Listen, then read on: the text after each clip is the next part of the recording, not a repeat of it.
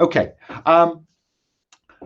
Hello, my name is Alun, and this evening in my time, I'm facilitating the third of 4 sessions of Achtung, Cthulhu Dark. This is my game of World War II espionage and horror, inspired by Cthulhu Dark and settings such as Achtung Cthulhu and World War Cthulhu.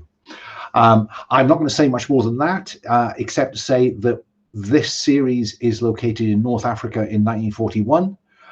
We will pick up the game somewhere, but for now, what I want to do is to just say to the players, please introduce yourselves, oh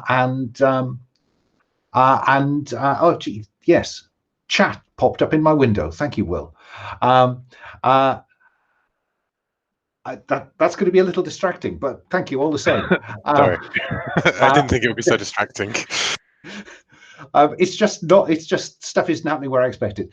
Just to explain the chaos at the start of this is the first time that I've used Google Meet to record a session. This session is being run as part of the Gauntlet RPG Community's monthly calendar. And if you want to find out more about the Gauntlet, you can look it up in one of the previous episodes of this or others of my videos. For now, though, I simply want to, can I go in character keeper order, please? And say, Will, would you say hello and tell us something about Arthur Blake and maybe where you left him last time? Hi, my name is Will, pronouns he, him, as are the pronouns of my character Arthur Blake, who is the educated advisor. He is the occult Lovecraftian scholar attached to this mission from the British occult agency, the Pursuivants. And last session, Arthur had a rather rum encounter with a shell-shocked Italian officer and a sentient piece of sand that he tried to put in a bucket. Yes, and we'll come to the fate of that bucket shortly. Moving along, Paul, say hello and tell us about Wilbur Strauss. Hi, I'm Paul, pronouns he, him, and I play the character Wilbur Strauss, who is the yang to Arthur's yin. As he is an educated man, Wilbur is not. And the last time we saw Wilbur was coming out of the Egyptian Museum in Cairo after bringing the end of some Nazis' Fords and dealing with the other half of the pile of sand. Indeed, yes. Yes, the other half of the pile of sand. That pile of sand got some places. Now, Blake, say hello. You weren't here last time, so you disappeared at the end of session 1. So what I'm going to ask you to do is to say hello, tell us a bit about Henry, and then I'd like to jump straight to your love letter, please, to explain what happened. G'day, I'm Blake, he, him. I'm playing Henry Wright, he, him. Scout Master, medical doctor in training from Oxford, of course. Yes, I was shooting up some laudanum and things went bad, oddly enough. So, your drug binge left you an easy target for kidnap, and you awoke to find yourself in a dusty storeroom surrounded by an ancient artifacts and statuary. The interrogation focused on your power to resurrect the dead, which I don't have, and they were prepared to believe your claim that you were just a doctor. Mark Stress. Gee, here's a surprise.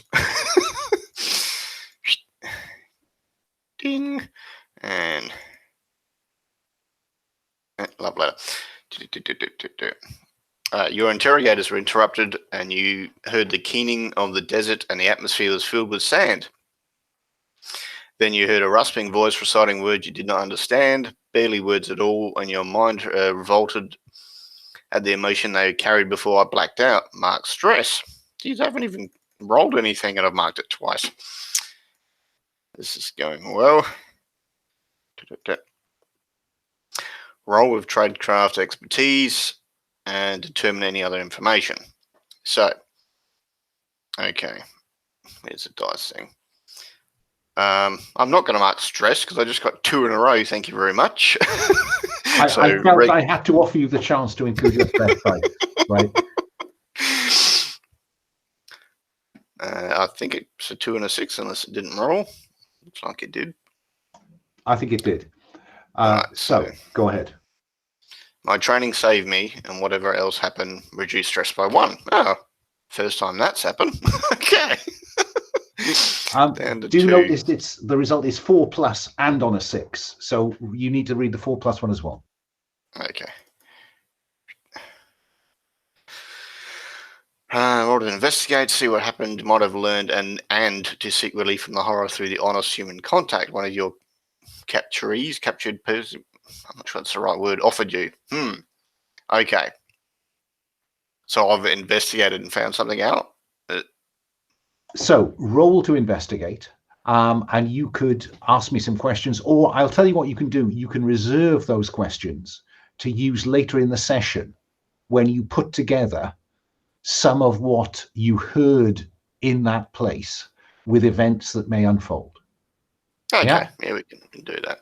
So you can roll with expertise, I think, because your tradecraft will count for listening in on interrogators having conversations when they think you're unconscious. That's a 2 and a 6 again. I'm not sure it actually rolled. Hang on. I didn't see it move. 6 and a 4, so even better.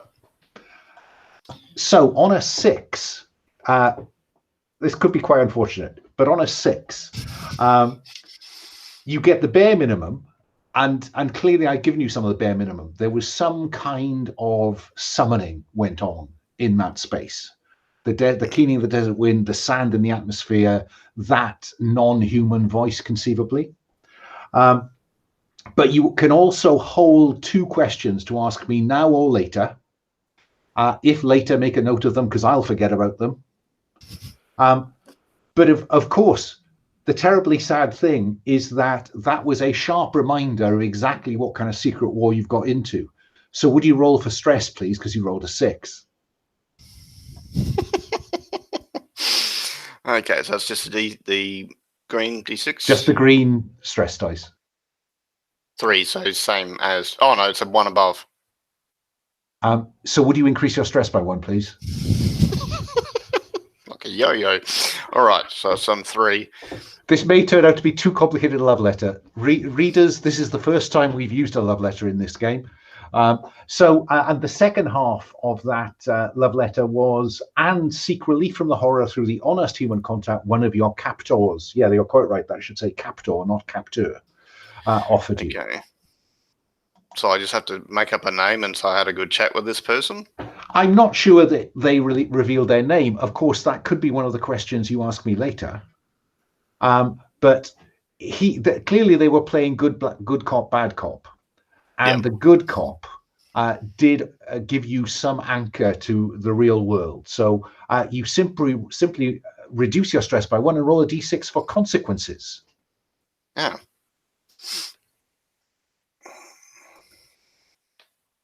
5. On a 4+, there's a blow up. Agree with the GM whether to apply the 4+ result from verbally abuse, bully, or shame someone, or beat someone up. What was your reaction when he loosed your hands to allow you to take a drink? I would have went with it. I would have been bloody thirsty.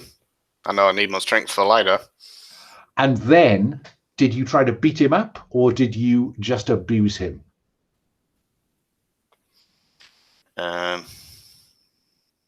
Probably just abuse him. Okay.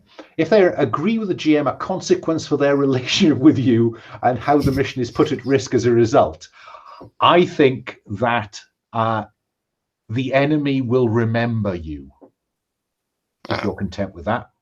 Yeah, that's right. Yeah. And I think probably still believe the impression that one of their agents gained in that London pub that you can actually resurrect people. Sure can. Careless talk costs reputations. Thank you, Blake. That leaves you not bad, actually, in terms of stress. I think that's worked quite well. So moving on. Lara, say hello and introduce us to Angel Stoner. Okay, yeah. Hi, I'm Laura. I use she, her pronouns. My character is Angel Stoner. They use he, him pronouns. Let's see. Sorry, I just lost my, oh, there it is, sorry. Okay, so Angel is a plucky private, ex-housewife. Her husband went missing, but she's cross-dressing as a soldier, so she goes by he, him pronouns. Her previous name was Angel Sharp, so that's exciting. At night, when she was a wife, she took up a career of stealing prosthetic limbs. And then when her husband was declared missing, she joined the army. Yeah, she was with, I believe it was Avery, I think. No, Arthur Blake, I think last time. Yeah. And I spilled the sand that we had caught previously. So that's all very exciting. While getting slightly tipsy, as I remember. Yeah. Okay. And I always forget, because normally I have it on screen, but I've realized that this isn't possible with this particular setup. So I should have declared that my pronouns are he, him. Those are our characters. And I would like to hard frame us, please, onto an aeroplane. I have a picture of the aeroplane because I just can't resist a nice picture. That aeroplane. What I'm hoping you're seeing is a picture of a Bristol Blenheim light bomber. You'll see it's not big. You can see the size of the pilot and navigator compartments, but you are crammed into the space behind the pilot before the gunner, and it is incredibly noisy. And what I'm going to do is I'm going to ask you some questions about what happened to get you here. Let me start with Wilbur. Wilbur, you ended up in pretty poor condition, really. You threw a grenade among some of the enemy and got caught in the backblast. So describe to me how you were treated so that your expertise can come back on stream. You are muted. That is a good point. I was muted. Yeah, I was driven using the 3-ton truck we'd stolen from the back of the Egyptian Museum. And yeah, I was driven to a local hospital where I was seen to, a British hospital, where I was seen to by British medical staff. And I think probably by Dr. Wilson, who is the pursuivant's casual contact in Cairo. Arthur, how did you get access to an aeroplane? The old boys network. The chap who went to Oxford just showed my Trinity College badge, and away we went. So you've bummed your way onto a flight from Cairo to Benghazi, because I think that was your declared intention last time. Indeed. Yes, Flying Officer Crichton, a chap you knew from university. Oh, Mickey Crichton.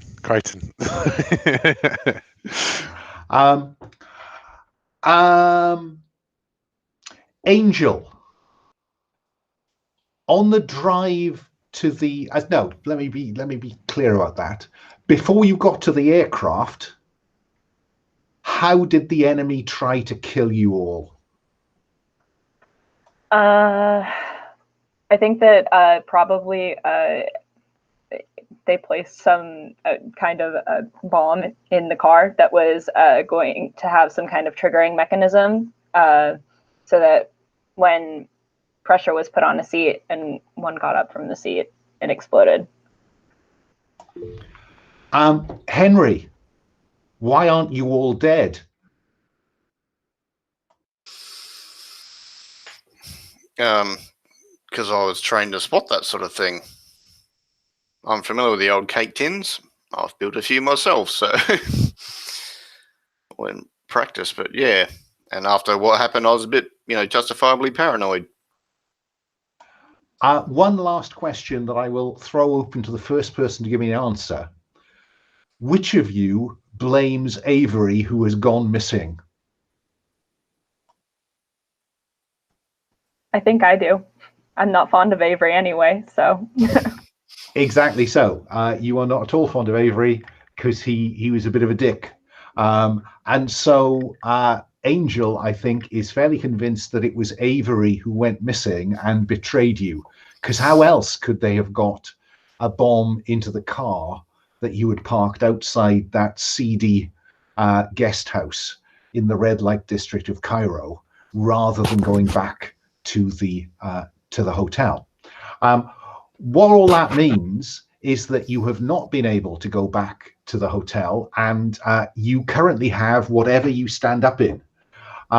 So whatever equipment you ended the last session with, that is the equipment you currently have. Whatever empty equipment slots you have waiting to be filled, that is the equipment that you could have.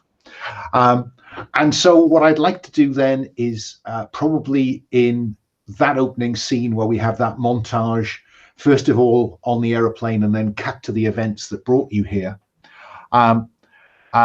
We'll have a view of the aeroplane from above, flying over this endless dusty desert below. And I think because it's dramatically appropriate, I think you will land at the airstrip outside Benghazi, which I think is at Benina. It's about 10 miles outside Benghazi. You will land there at dusk, and Mickey Crichton shakes Arthur by the hand and says that they're due to return in 24 hours' time. So if you want to lift back, old chap, I won't be able to wait. We'll do our best, O'Bean. And so again, I would imagine you can bum a ride into Benghazi, and there is a map of Benghazi along with some sites that's in your tab. What are we thinking?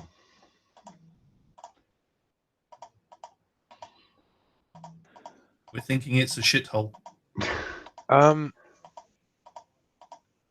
Is there any way, would we have like local assets here, perhaps? Any way, shape or form? I think that you may have. I think that's role to investigate, isn't it, Arthur? Because it kind of depends on what you've been told or what you can infer. Okay. I had two questions or whatever from investigate. Did they mention Benghazi at all? They did. Do you want to ask me a specific question about Benghazi? Yeah, did they mention any place specific or notable in Benghazi? We should perhaps before you ask that question, Henry, I think probably let's start with Arthur. Explain to Henry, who woke up after you got him out of the museum, why you were on a plane to Benghazi in the first place. So, Mr. Wright, while you were enjoying your leisure with our dear German friends and their Egyptian hosts, Private Stoner and I were interviewing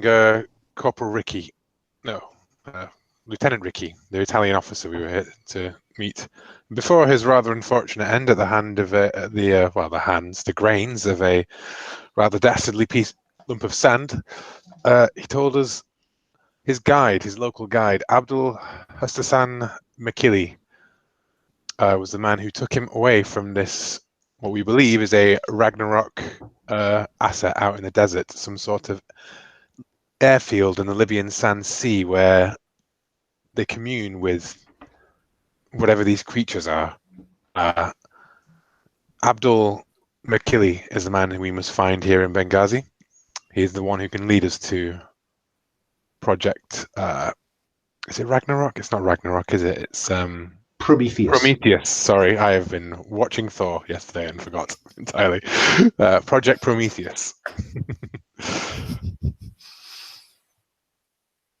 So with that in mind, that's why you're coming here.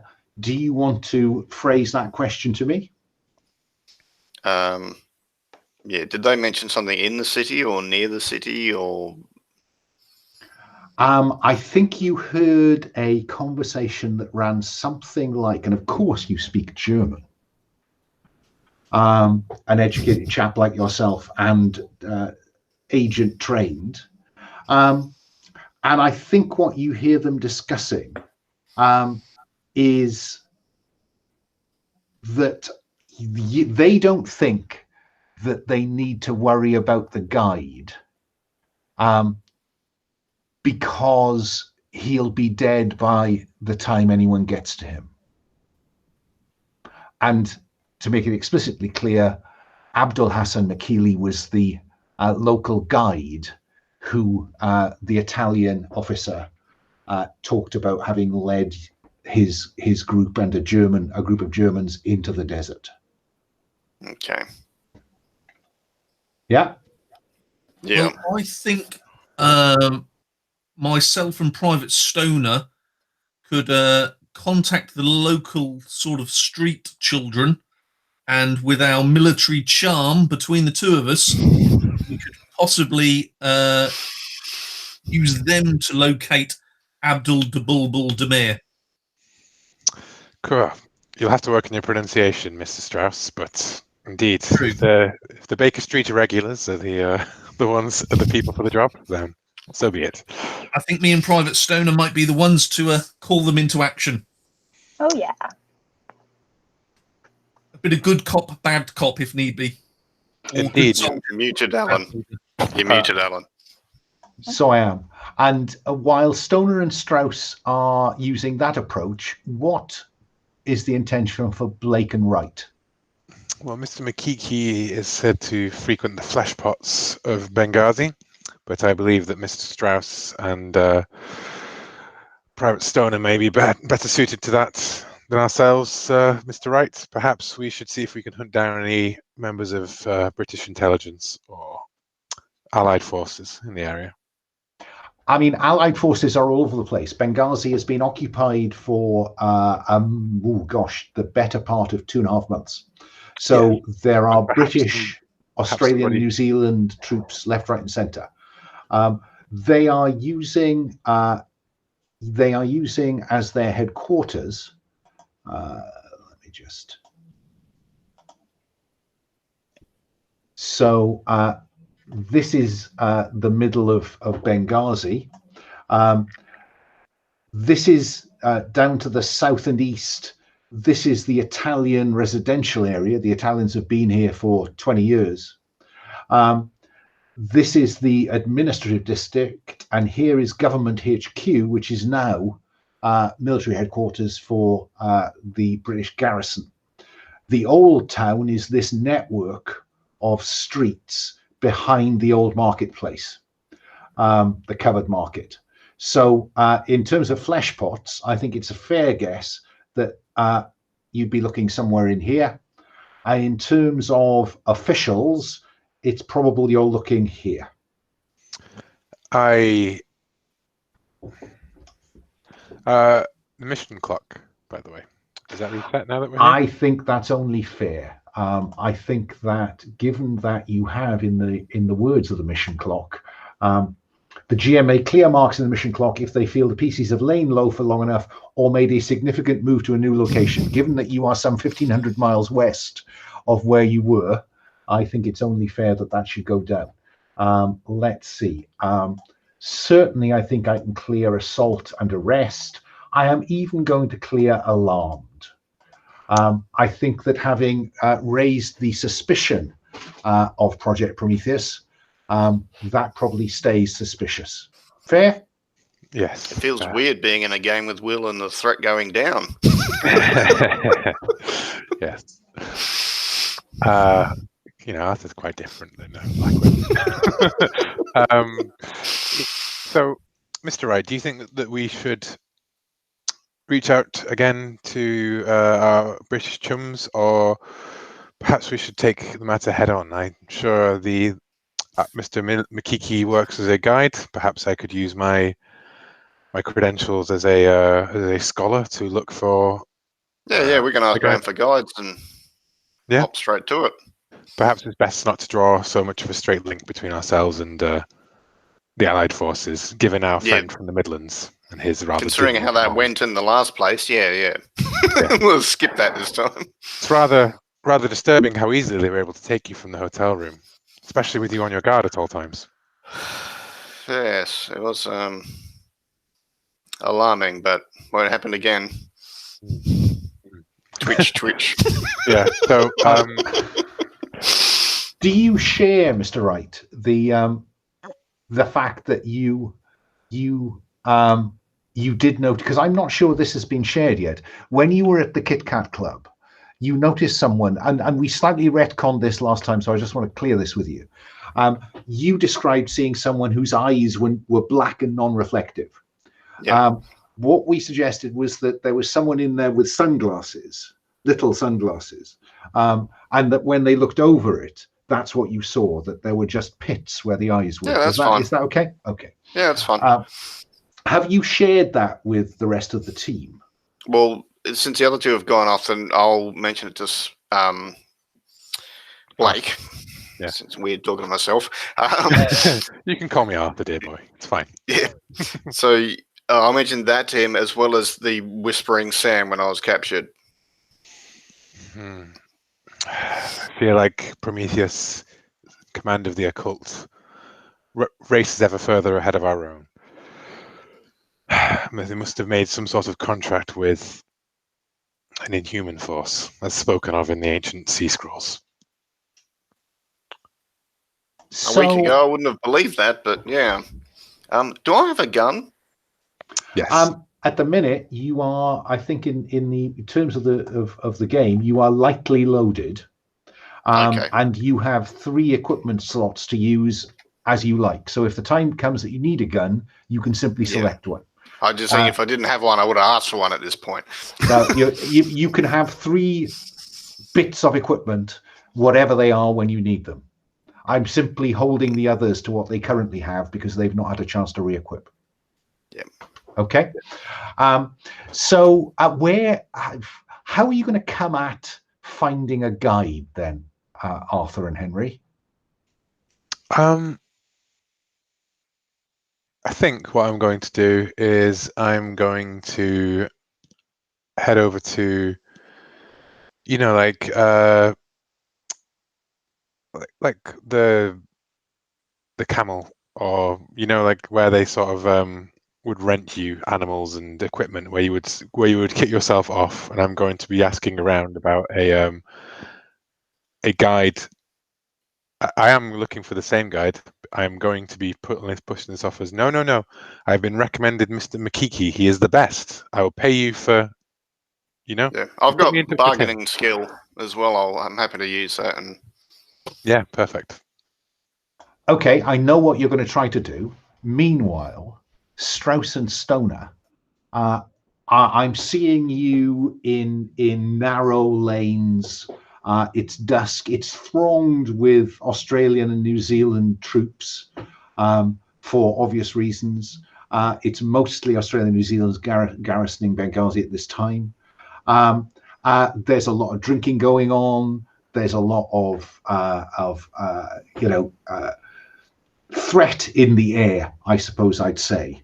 And you two are dressed as civilians, aren't you? Yeah, I think that would make the most sense. Yeah, because that's how we left you last time. Angel, what's the most intimidating thing about this? I think that maybe it might be all of the drinking that's happening. I think that I'm still a little shaken from my last binge, and I don't think I want to be anywhere near alcohol at this point. I think it's making me nauseous right now. Certainly, it's in the air. Lots of drunken soldiers stumbling about in groups. Strauss, what is strangely reassuring about all this? The camaraderie of allied forces. Just the sheer throng of soldiers. That's what's reassuring. Clearly, the locals have been pushed quite a distance. And it sort of reminds me of not home, but of a regimental structure. Okay, so how are you going to go about? You said a lot of the locals are off the streets. Where are you going to find your urchins? Well, I think we need to leave this area to go to a slightly more local part of town, more sort of semi-residential, or maybe sort of food markets, that sort of thing. Okay. There is a covered market behind the municipal square. A souk, indeed. And I think probably it is open all hours, but I'm not sure they sell the kind of stuff at this point that the troops are interested in. Yes. So what do we see on screen? While we're going there, I would like to sort of have a bit of a conversation with Private Stoner, and just try and reassure Private Stoner that what you've seen, while it seems strange now, it should become more normal. And really, as a sergeant in His Majesty's forces, if you do need to sort of like talk about anything you've seen, anything that's happened to you, feel free to find somebody else, because I'm clearly not the man you want to speak to. No, I'm just joking there. If there is anything you want to discuss about what you've seen, myself and Mr. Blake have seen quite a bit, but I think I could give you a bit of a sort of military perspective on it. So if you do ever need to sort of talk about anything, feel free. I'm there. You can speak to me at any time. I think Agent or Mr. Stoner maybe looks at you and says, maybe shakily, "What are your thoughts on animated sand? There seems to be an awful lot of that going around." And then I think Stoner maybe looks around him very uneasily. Noting the dusty street you are walking along and the thin layer of sand that coats everything in Benghazi. I would say to Private Stoner, I learned a long time ago on some earlier missions working for Mr. Turing that a sense of self-denial comes in very handy. Learn to forget things quickly. That is my only advice I can give you. I think Stoner shakes his head and maybe asks, "How do you forget?" Well, there's many ways, Private Stoner. Sometimes you can confess. Well, not confess, but you can talk it over to a superior or a mentor or something like that. Or, the less evolved members of society, well, you can turn to drink and drugs. I think you've already experienced that. And I don't think it's ended up too well for you. I dare say it has not. I wouldn't be surprised if I don't have a drink for a very long time to come. Well, we will see about that. I'm sure there's always time for a good toast, but maybe seek other reliefs from the horror. That is my only suggestion. Is either of you seeking to trigger the seek relief from the horror by looking for honest human contact there? No, I'm trying to lead Private Stoner into confessing to her mentor. I think that would be pretty reasonable. I think that Stoner's been through a lot, and that I think that they're in a pretty weakened state. They're not. Their usual barriers aren't up. So you can reduce stress by 1, Stoner, but I am curious, what exactly are you confessing to your new mentor? Ooh, sneaky.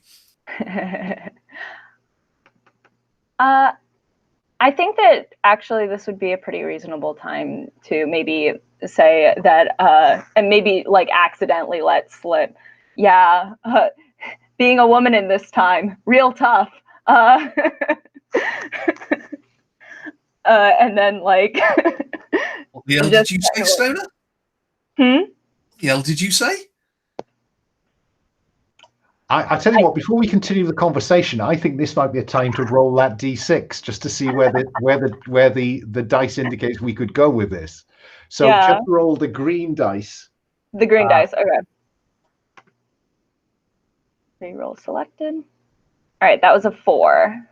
So on 4+, you must perform a penance or task that your mentor demands before you can return to them for help. Right, that's not going to influence where this conversation goes. So off you go. I think Stoner kind of like kicks a rock in the street. You heard what I said, Mr. Strauss. I say what I mean, and I mean what I say. But you do seem to be well, clearly not now, but you do take the King's shilling. This is highly irregular. Are you sure you're not some sort of undercover Mr. Turing person? Quite. Because that would explain it quite well. But a regular soldier, female, that doesn't sit right. It's very mind-boggling. I think I'm going to have to really reassess this. I wish you luck. Hopefully, you come to. Well, I'm sure it won't affect our professional conduct, but I think I'll have to keep a closer eye. Make sure you don't come with any harm there. I think Stoner's going to bristle at that and say, "What do you mean by that? I can defend myself just as well as any man." I'm sure you can, but look around. Some of these locals, if they find out, if you get captured, some nasty things could happen. So I think it's best that we try and prevent that happening. I agree, but nasty things could just as well happen to you as well. True, but I think some nastier things could happen. I think we should leave it at that. Just bear it in mind. Remember, in fact, I have a little thing for you that you may not have been given before this mission. I always carry 2. Here's one just in case. And I'm going to pull out a C pill, which Private Stoner probably never had. And just say, if the worst comes to the worst, Mr. Turing has given us these. It is a last-ditch thing. Just in case, here's one for you. I think Stoner nods and maybe puts it in his breast pocket. So just so I'm clear, am I interpreting that Strauss is saying to Stoner, take the cyanide capsule before you come back to me for another conversation like this? No, not at all. So what is the penance or task that you demand from Stoner before this option is open to Stoner again? That she does not take decisive actions, that she's a bit more defensive rather than offensive. I probably haven't termed that correctly, but I don't want to see her charging in. I want to try to be a little bit more reserved. So I'll mechanically interpret that then, and stop me if this seems unfair, that if Stoner charges in like that, Stoner cannot come back to Strauss for this kind of heart-to-heart until Stoner has demonstrably avoided putting themselves in danger. Yes, yeah. Clearly there's military discipline that could be enacted. So I just need to check in with Lara, not with Stoner. Is that okay? Yeah, that's fine. Okay. I don't know that Stoner's going to listen, but... Exactly. I mean, Stoner and Garen do whatever Stoner wants. Mm-hmm. It's just that until demonstrably they follow that piece of advice, they can't come back to Strauss for that way to seek relief from the horror. Okay, fine. Oh, that's rather nice. I like that. So let's cut back then, as you make your way into the souk, the marketplace, to Blake and Wright. Where do we find them? Chatting to people trying to find this guide, offering money, saying, we've heard good things about this guide. I don't mind spending a bit of money to get information to where somewhere else is, whatever, because, it's not our money anyway. Yeah. Okay. So the sense I get is probably you're doing this in one of the better bars in the Italian quarter, because that's where you're likely to find people who may have hired guides. And does that seem fair? Okay. Then. In fact, we can split up, and like in the bar, he can do it in English and I can do it in German. Oh. I can do it in Italian and Arabic as well. Even better. Just showing off now. Yes. Okay, but I think I'm going to go with Mr. Wright as being the key to this, because he does have bargaining as expertise. I'm not sure that Blake has necessarily expertise. No, to be honest, I don't think that Arthur is particularly keen on letting Mr. Wright out of his sight either at the moment. So though he moves to the other end of the bar, we'll see him carefully keeping an eye on Henry. Okay, Henry, then roll with expertise to investigate, so you can ask me some questions. Do you want to include your stress dice or not? No. So I got 5 on each. Oh, that's about that's very solid. So that gives you the basic information, which is that most of the guides worth hiring can be found in the old city. Okay. But you can ask me a specific question if you want to. And you still have one in your back pocket if you can make a connection to what you might have overheard there. Mr. Wright, ask them if they've heard anything about our chap Mechilli, or if they know, perhaps if they know anything about the desert. I'm not sure, but no. First things first, we must find Mechilli. Yeah, try and find Mechilli, because that's who we're looking for. That's who we're recommended. So you're asking, probably, I think, the Italian barman. In this hotel bar. Fair enough? Yep. Sure, no. And he says, yes, and he looks around. One of you spoken Italian, one of you spoken German. And so I think he is rather more relaxed than he would be if you'd spoken English to him. And he says in probably badly accented German, that, well, some of your friends were here before the British came, because he doesn't recognize the Australians and New Zealanders as anything but British. And they were looking for a guide, and a chap called Abdul Hassan Mechilli was recommended to them, and they were told to seek him at the Temple of Love. I don't know where that is, but I assume it's somewhere in the old town. Yeah. slide over a nice tip. And then an Australian officer comes to the bar and he clams up. Go on. I'll roll my eyes at the Australian, slide over the tip. Yeah. And so we cut back to the souk, where probably a slightly discomforted Sergeant Strauss is kind of walking along, looking at Stoner, trying to work out what, this isn't in King's regulations rather. So you're in the souk, and what do we see? Stoner, I think you have a kind of, I'm just trying to work out who's best placed here. You have personal charm as an expertise. Mm-hmm. So I think, and to be honest, children are much more likely to approach Angel Stoner than Wilbur Strauss. I have a suspicion. I think Angel maybe has a less I've got this big scar down my face, so definitely that's not me. So what do we see on screen, Angel, as you're walking between these stalls. We've all seen these kind of Arab markets, archways with carpet shops, brasswares, covered over with, I think probably thatch would make some sense at this time. Busy with locals. There's food being cooked. It's busy and very ethnically appropriate to the time and place. Mm-hmm.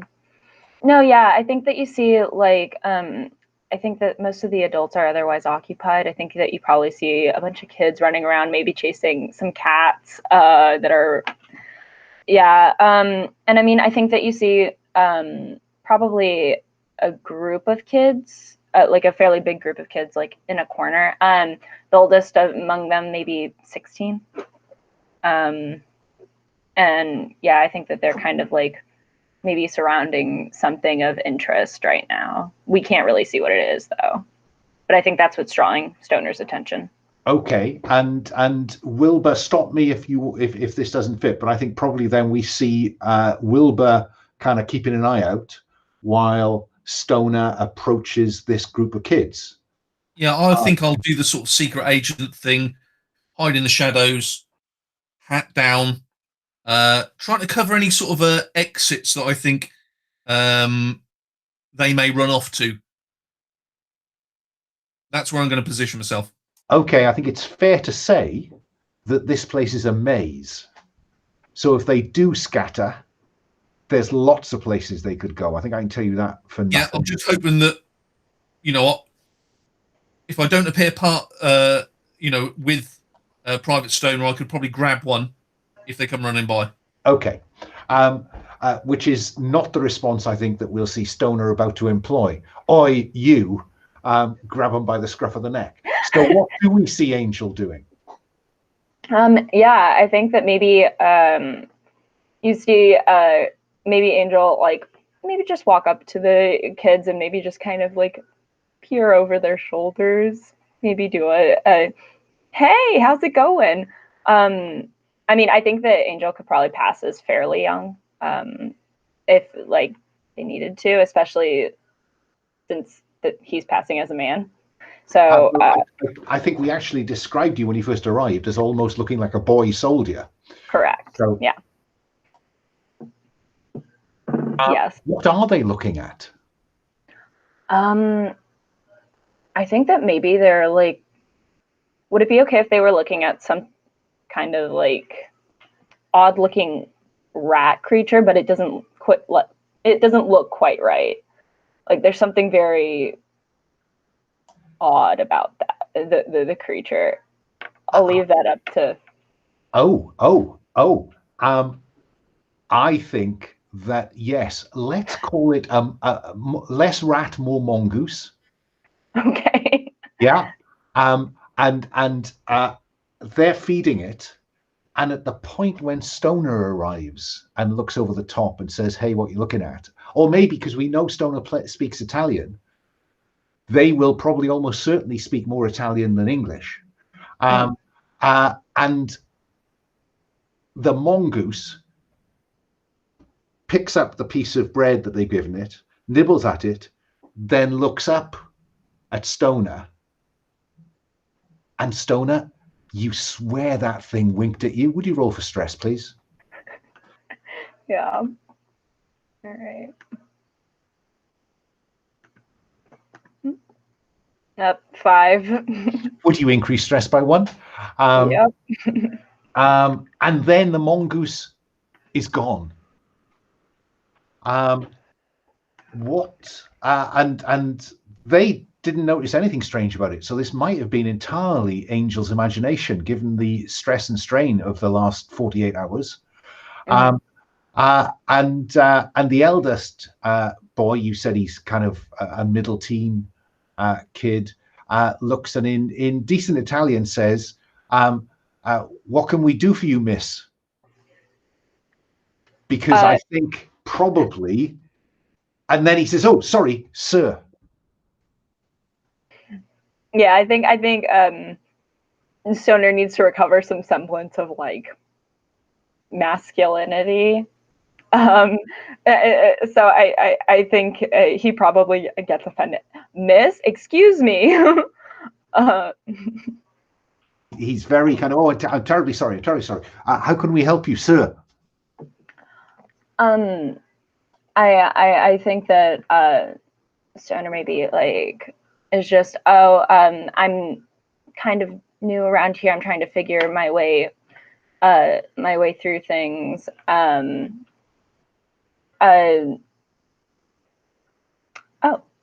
okay. Sorry, I'm looking at the chat. I'm in search of a man. He works as a guide, and then I think I name drop Abdul Mechilli. Is that how you pronounce that? Abdul Hassan Mechilli. Yeah. And I see if there's any recognition there. Let's see how charming Angel can be.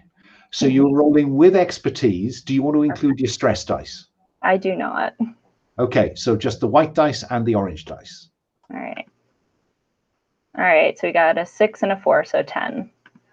Wow. It's the highest single one. So on a 6, you are investigating. So the basic information is clearly he recognizes the name. Yeah. Right. But you have 2 questions you can ask me. But I am going to end up asking you to roll for stress in a moment, just to stop any relief lasting long. So what question specifically would you like him to answer? He recognizes the name Abdul Hassan Mechilli. Do you know where we can find him? And I think the oldest boy turns to the others and says something in Arabic and shoos them away a little way. Mm-hmm. And he says, they must not hear of this. He has rooms at the Temple of Love. Okay, and then I think my second question is, where is this Temple of Love? And the kind of directions he gives you are back towards where all those troops that you waded through, deep in the alleyways of the old town. Okay. Is it specific enough that like I think you can find it because it's dramatically important that you don't get lost unless, something awful happens on the way. Cheers. All right. Cool. Yeah. Yeah. So let's cut back to Henry and Arthur leaving the monk. Say again? Wasn't there a 6 rolled? Oh, there was. If you don't mind, I'm going to tell you that there are now 3 of those mongooses. Mongooses. Mongooses, I think. And the 3 mongooses are stood on their hind legs, looking at you. I think I may be confusing mongoose with other animals, but that's what makes them odd, is that they're looking at you, Angel.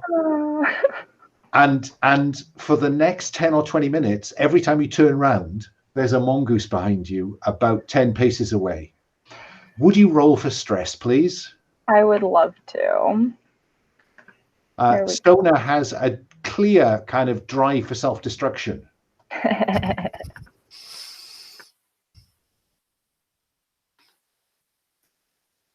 Yeah, I rolled a 5. Did that definitely move? Yeah, okay, fine. Okay. So up goes stress again. Just as well you had a heart-to-heart with Sergeant Strauss. So you're heading in that direction. Meanwhile, Arthur and Henry, what kind of scene do we see between you as you're heading toward looking for the Temple of Love? Well, I suppose we're heading to the old town as well, in our own fashion. And I think, we won't mark it on our thing, but I think that definitely Arthur will say that now we've run into quite a bit of trouble here in the east. And are you armed, Mr. Wright? Yeah, I think as we're going, I'm checking my gun, I'm checking my shoelaces are done up properly, and I'm just generally making sure I'm in the zone, got my shit together, and yes, check my bullets, check my backup clip, all of that. Fine. And these your captors, Mr. Wright. Did they have these pits of eyes that you mentioned, or were they human? None of them did they? I think that. Do you want to ask that question? You have one left, Henry. Yeah, well, I mean, was Dr. Muller one of them? Did he or she pop in at some point, or? I can Well, tell that was you. going to be my next question about the. Yeah. Well, there is only the one question left. So, is it about the guys with pits for eyes, or is it about Muller, Henry? It's about Muller. No, no one resembling the picture you've seen of Professor Muller came anywhere near you. Okay. Yeah. Yeah. So sorry, I intervened then mechanically. What's the conversation? Cannot allow ourselves to be taken, Mr. Wright. Not again. Not by creatures that are.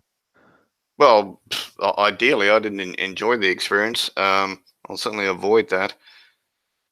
Yeah, that's. So, do we think Muller did the sand, or do we think the sand was targeting him? According to what Ricky told us, Muller is in some sort of is in league with whatever dark power occupies the desert. Creatures with eyes like you described, who can command the sands themselves, one assumes.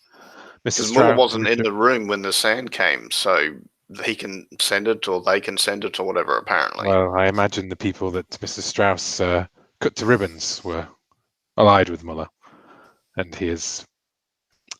we have far too many questions. Yes. Remind me to buy Strauss a beer. I believe his is a bitter. I noticed that we are a minute past the first hour. Shall we take is 5 minutes long enough? Yeah. I tell you what, can we be back at 10 past the hour? Then I can make myself a hot drink. 10 past the hour. See you then. Cool.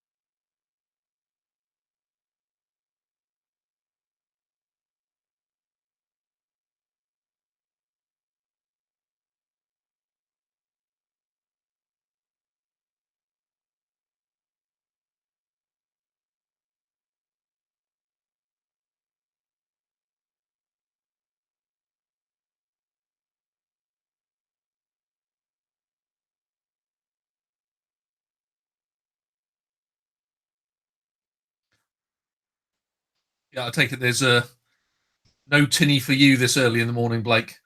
No, it's like 4:40. I've got vanilla Coke. A good choice, mate. My favourite Coke of choice. Well, I've got a pina colada, so I think I'm. Do you like walks in the rain, though? I do, actually.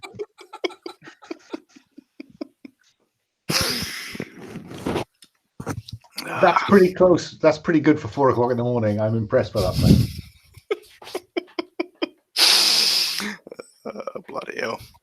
Paul, I've unmarked. I've made your expertise available again because I don't think you did after the treatment. Yeah. Thank you very much.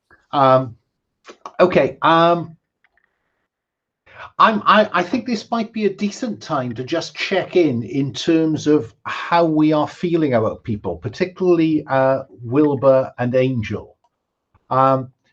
Angel, when last I asked you which member of the team do you care most about, you said Blake. I'm just curious whether the time you've spent having a bit of a heart-to-heart with not perhaps the one you expected to have with Strauss, has that changed in any way? I think it probably has. I think that even though Angel bristled a little bit, he recognizes that Strauss did not have to be super protective about it and could have turned him in. So I think that he's, yeah. So would you alter that bit? I think it's very clear that Avery is still the manipulative guy that you think he is, particularly as suspicions are rife about Avery.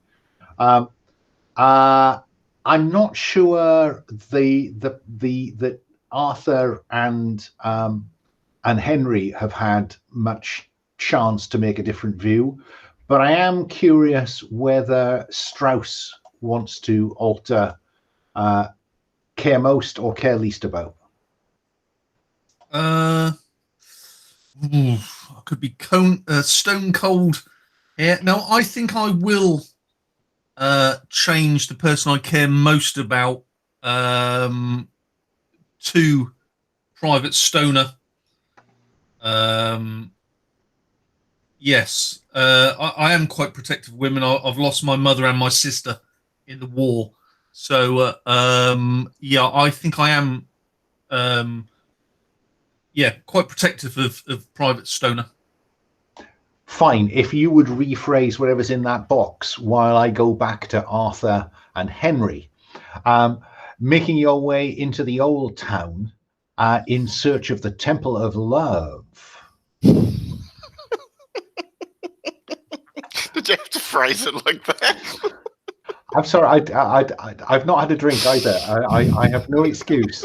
I think I realized I was about to drift in the Temple of Love, and then I tried to head it off, and I didn't quite manage the intonation switch. I'm sorry. I'm just ruining mood. My apologies. It's been a funny day. Okay, so you're in the old town. I've described it already as thronged with soldiers on a pass out of barracks or back from the front line where Rommel is advancing. I'll try and look for a local and ask for directions. We already know from what reassured or not Stoner and Strauss is that locals are thin on the ground here in terms of those on the street. It's mostly Anzacs. Perhaps those Aussies over there. You know what they're like, those colonials. Wild men. Yeah, I hear they're up at 3 a.m. to play games. Yes, accurate. Anyway, yeah, we'll go and ask those. Perhaps if we buy them buggers around, yes, if we line there, we can offer to buy the first round. Perhaps, Mr. Wright. Strike up a conversation, bargain with them. Some might say for a tip. I think it's fair to say that they are having a kind of not yet argument about which of these two bars to go into. So they're in the street, and then the argument is sorted. Oh. They go to bar A. Yep. I'll say, hey, wait a minute, chaps. Just want a quick word. And I'll hold it. Chaps, okay. I think that I need you to swiftly roll for bargaining to see how this goes, Mr. Wright. And I'm holding up a couple of pounds as well. Go ahead. Let's roll with expertise. 5 and a 6. Sorry, 5 and a 3. Fine. So on a 5, that goes perfectly fine. They don't take offense. They might have bristled at the I say chaps. They might have bristled at that, but the sign of the 10 bob note in your hands is enough to get them. Yeah. Now I will desperately attempt not to drift into Australian idiom here because it would be unfortunate. But yeah. Whoa. What do you want? Yeah, we're trying to find the Temple of Love. We need to meet someone there. And there's the temple. Oh yeah. We're going there after. Come in for a drink. No, we need to go there now. We're a bit late actually, but I can shout you this round. Just need some quick directions if you can help. Oh, all right then. And he kind of slightly drunken. He says, "You go down here, you turn right, then you turn left, and then there's a little courtyard with a passage out the side, and it's down the end of there." Yeah. I'll give them a couple of bob and say, "Look, honestly glad you're here, chaps. Have a good night." And I think probably as you turn away, there is that kind of fucking pommies. Probably. And you head off to follow those directions. Yeah. Meanwhile, Angel, are you mentioning the mongoose to Sergeant Strauss? I think that Angel definitely keeps on looking back and is like, "Don't you see them?" As I said earlier, Private Stoner, see no evil, hear no evil, speak no evil. No, I didn't see anything. Being chased by some little rodent, I don't think, in the big scheme of things, is a problem. Clearly, if it gets a bit bigger, then we'll do something about it. I think we're okay at the moment. We've got the rat problem under control, I feel. They're not rats, they're mongooses. So I'll quickly have a look over my shoulder. Am I being pursued by mongooses?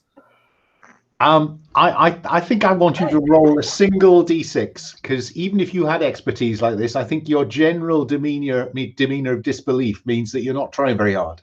So just roll the white dice. A 6. The evil mongooses. Get them away! Get them away!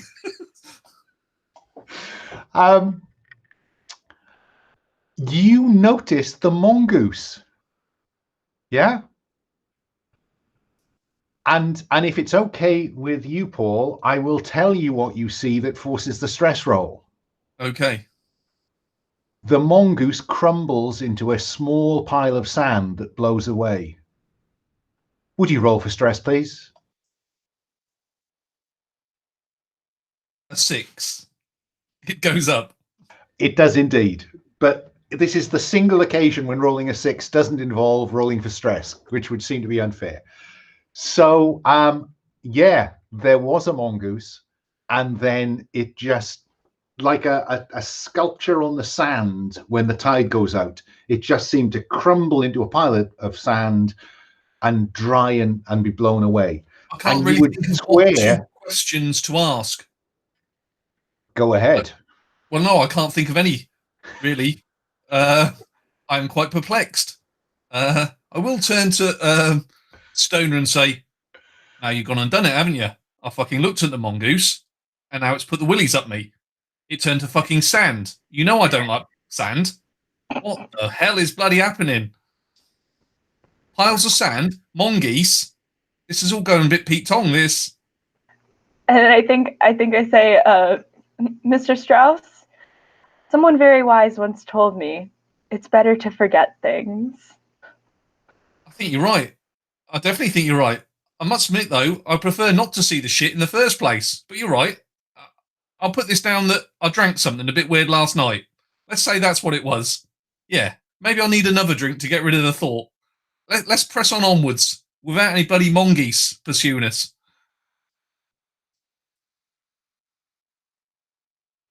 I will quickly pull out a little notebook and write in it, "I hate mongoose," and close it and put it back in my breast pocket. Yeah, I have to say, at the risk of causing myself to just burst out laughing again, mongoose. Why is it always mongoose? Tops. Let's cut back to Mr. Wright and Mr. Blake, making your way down these narrower and narrower alleyways, to the point where you're, I think, probably single file. Who's at the front? Arthur is at the front.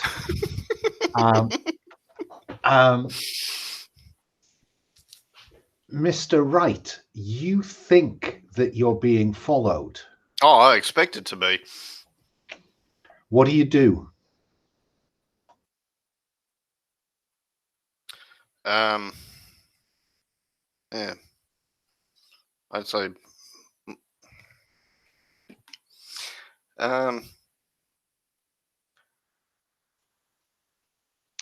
we could set an ambush. yeah, I'll just say I think we're being watched. Just sort of, but with my voice low. Perhaps if I continue down this path and you duck into one of the doorways, Mr. Wright, you could spring. Sounds good. Yep. I often ask myself in these situations, what would Mr. Strauss do? Jolly good. And I'll do that. And presumably Mr. Strauss is carrying his violin case. Indeed. Okay. Being a man of music. Okay. So Henry, let's. I think this is probably tradecraft at work, isn't it? Yeah. So I think this is with expertise. Would you like to include your stress dice to determine how well you hide? No. So 6 and 4. 6 and 4. This gets worse and worse. So yes, it goes perfectly. But as you are you're in the shadows. Arthur has moved on down the alleyway, and a mongoose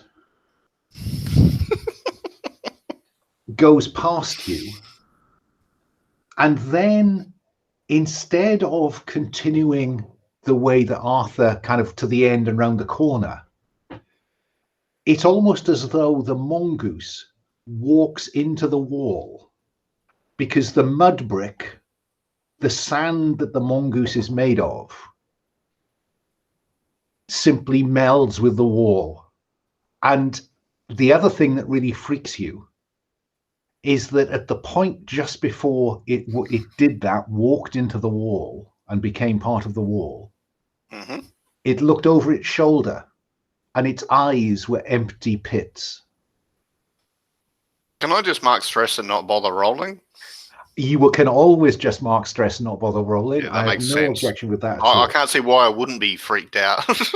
Yeah, fine. And what do you do now? I've not asked this question before, but I think it's time to start asking it because these are going up and down quite a bit. Henry, how does stress manifest in this circumstance? Hands are shaking, and I'm struggling to resist you. You just pull out the old laudanum. Okay. Would you make a note, because there's a bit of the character keeper that says stress manifests as. Yep. Arthur, you've gone round the corner, and you just hear a noise behind you. It's almost like a piece of brick cracking. What do you do? I there's probably like some sort of, crates or barrels or whatever, like in this alleyway, of course, as there always is. And I step back behind them smartly and put one hand on my gun and crouch down slightly behind them. The crack was a piece of the wall, the mud brick baked sand wall opposite and to one side of you. Just seemed to crack open, and it's almost as though a profile emerges from it, a humanoid profile made of crumbled brick and sand. What do you do apart from roll for stress? I grab the half-filled bucket of water by my feet and throw it at it. I think that's probably roll to do something else rather than confront the mythos and its minions, to be honest. Because I think, does that seem fair? Yeah, I however you would wish. I feel as though Arthur would not immediately try bullets on a creature made out of sand. No, I think that's fair. It still seems like confronting a creature of the mythos, though. I suppose the difficulty is that the assumption here is that you are trying to, defeat a mythos creature by fighting it, describe how you die.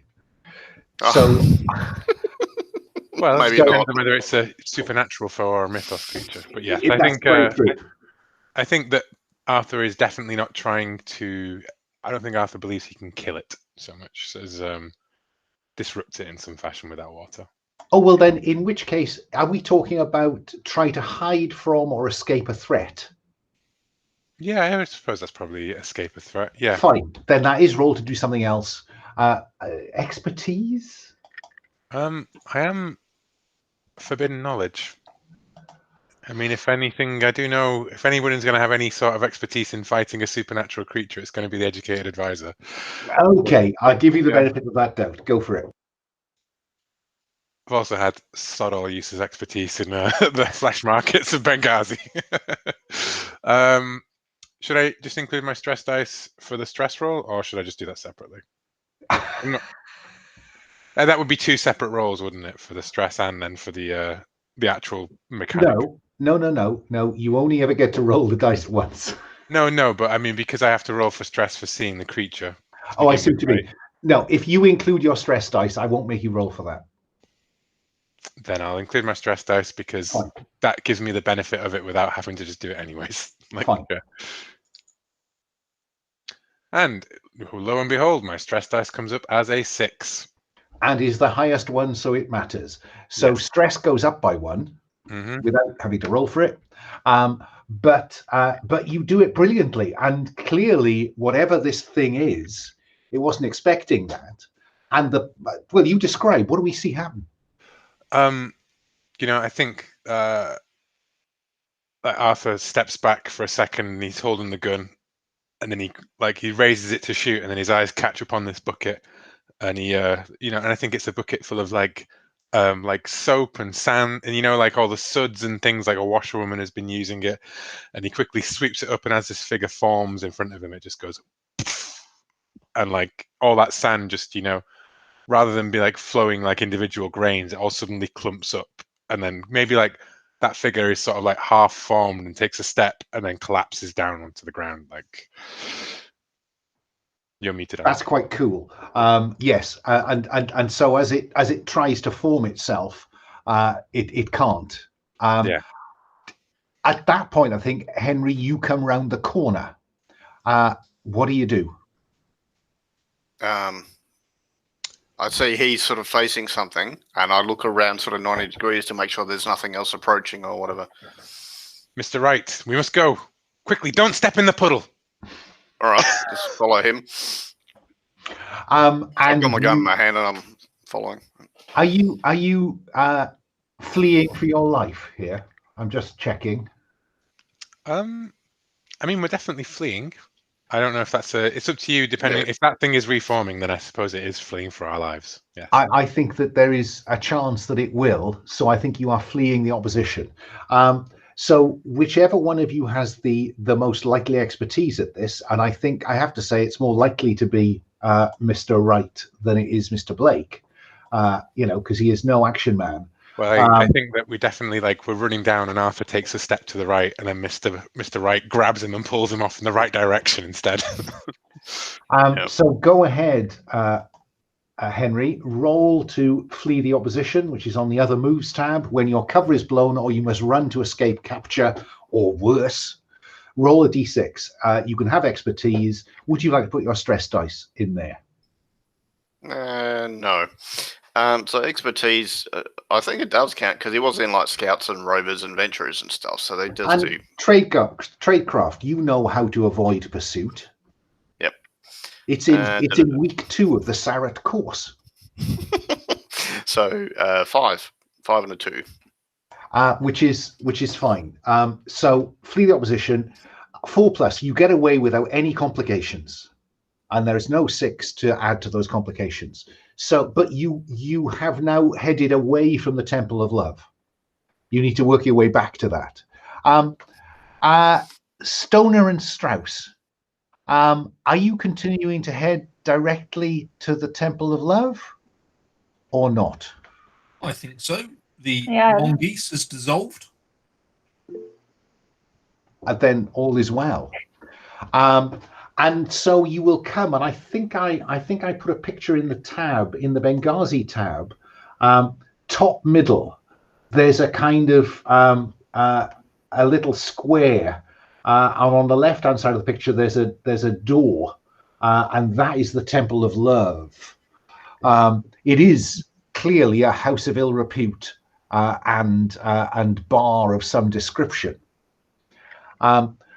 What I think is going to happen is that you're going to get there first, and then Henry and Arthur will probably arrive at a dramatically important moment. Yeah?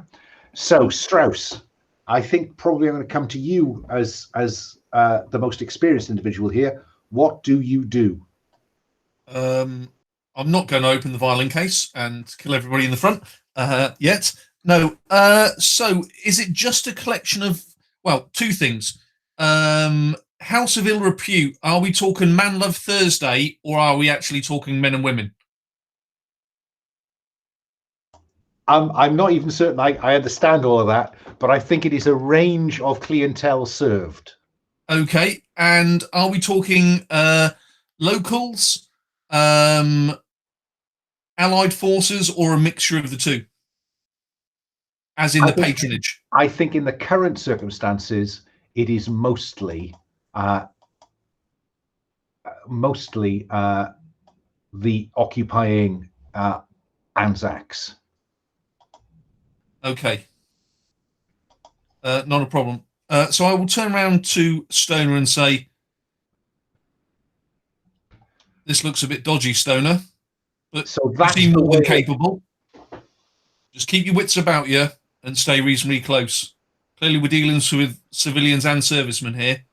This could be slightly dodgy. Keep yourself to yourself, and we should be okay. Any hassle, let's break out some action. These bogans stand no chance against British soldiers, so we should be okay. I think Stoner nods and does the aye aye. Watch yourself. Watch yourself.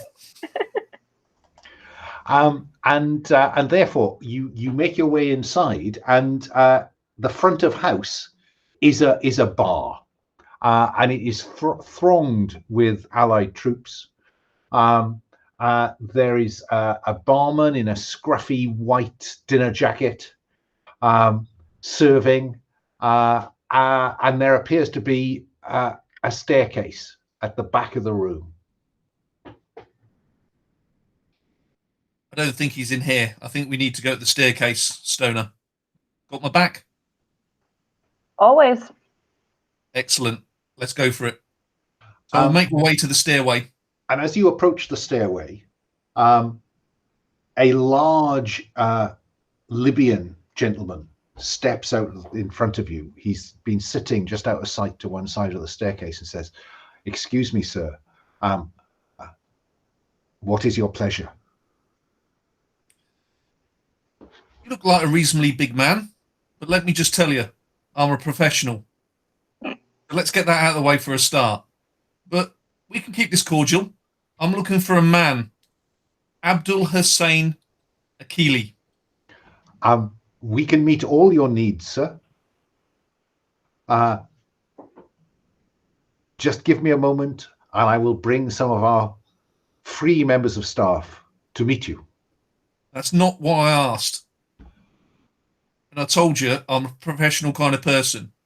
I want one man, Abdul Hassan Mechilli. Is he here? Let's cut through the riffraff, mate.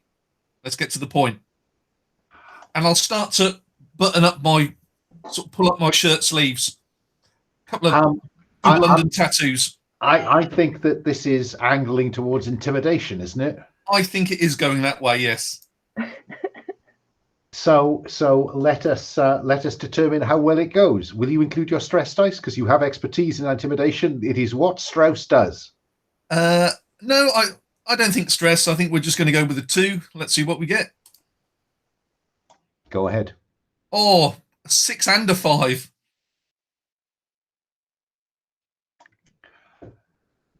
He backs off. A wise move, my friend. A wise move indeed. But one of the men behind him looks at you over the top of his sunglasses, and you see the empty pits where his eyes should be. Would you roll for stress, please, Wilbur? Of course I will. Would that count as bullying an NPC? It might do, but I think in the circumstances, any benefit has just been swamped by seeing those hollow pits that you last saw in a mongoose. Oh, this ain't going well. I think it's happening again. I remember the last time this slippery slope happened to me. Oh, it's always bloody happening to me, innit? Sandy eye bloody mongoose, and now some bloody dirty eye evil bloody German. And that's when it attacks you, Wilbur. What do you do? I will draw my boot knife. So it's just a man attacking me, is it? It's a man, but he has pits where his eyes should be. Okay, yeah. I've never fought a blind man before, but first time I played blind man's buff. Let's draw my knife. Actually, no. I will grab the large Libyan and sort of twist him across me and throw him at this guy. Okay. Is your objective here to try to hurt the eyeless man, or just to escape by using the Libyan as cover? I think it's to escape beyond the doorway. It's to delay the blind man. So the perfect outcome, cover. The perfect outcome would be that this would leave access to the staircase up clear, or access to the way out clear. Upwards clear. But Fine. I am quite interested in 6. So is this 2 additional questions I get, or is it some favourable advantage I got for the intimidation on the Libyan? I think you were rolling to do something else. So you succeed brilliantly, and the GM will agree with you what extra benefit you get. So your objective is met. You've thrown the Libyan in the way. The eyeless man is now, can't get to you. The route up is clear. You can tell me what else you want to get out of it. Are there any other eyeless men in the bar? Or creatures?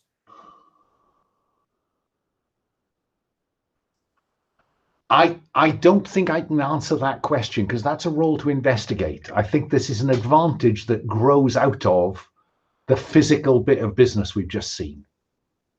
Okay. I don't think use this advantage to roll to investigate to ask me a question, or you can define a kind of situational advantage this gives you. I think the situational advantage is whatever on the other side of this entranceway staircase. The confusion should mask our entrance into the next area. Okay, so you've bought time. Both of you scoot through this door and up the stairs, and it will take a while before anybody can work out what's gone on. Yeah, and I think probably this is the point when Henry and Arthur come in the same door you came in, and will see. No idea where you went, but they will see what looks like a bit of a brawl happening in the back of the bar. It looks like a big bouncer and somebody else are embroiled. What do you do, chaps? Rather rough place for a temple of love, isn't it, Mr. Wright? Well, just be careful. The person fighting with the bouncer, can I knock him out? You can certainly go over there and attack him. No, just saying, I'll give you a hand, douche, sort of thing. Fine. It's on the far end of a crowded bar, so you work your way through the bar. At the point where they are untangling themselves. So now do you want to hit him? Yeah, what the hell? Pick up a bar stool, wrestling style. Like, yeah. So I'd say, happy to help out, douche.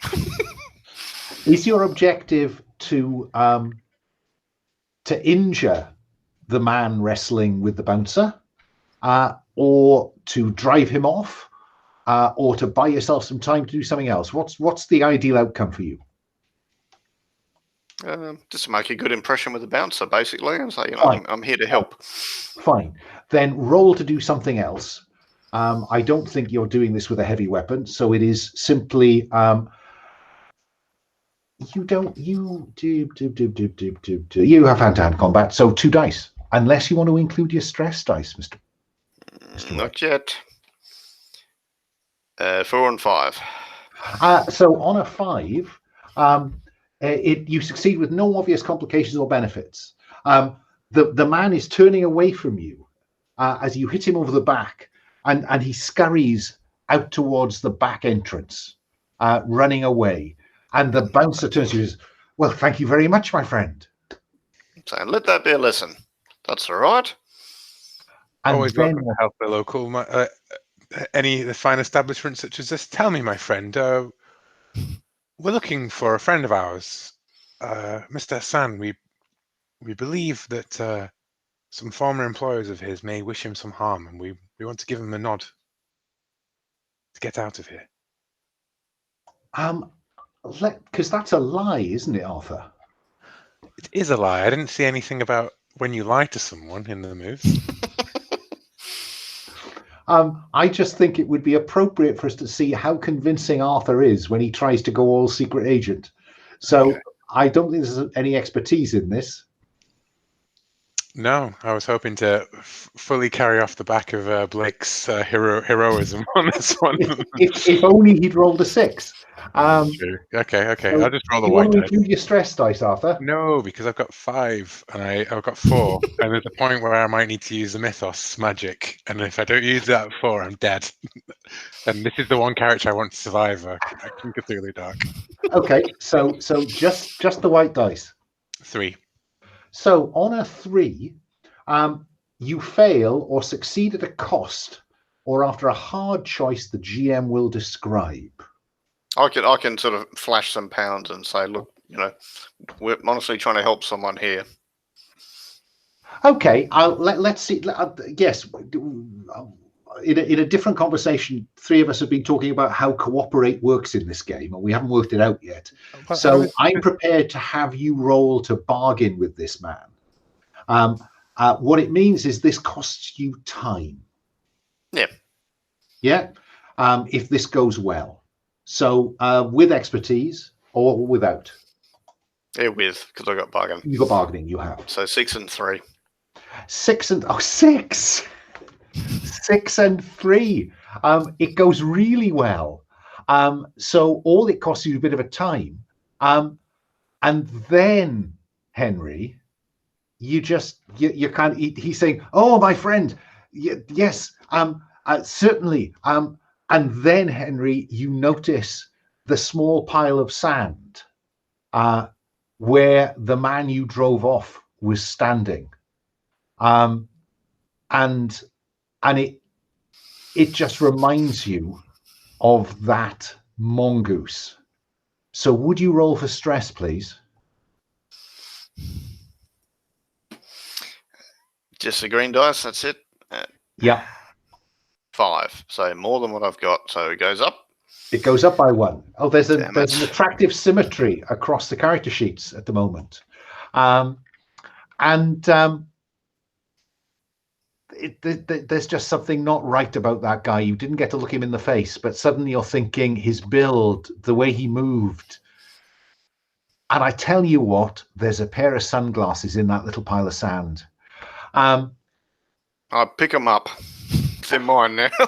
That's my way of dealing with it. Like, I'm taking these. But and you say, then you must go quickly.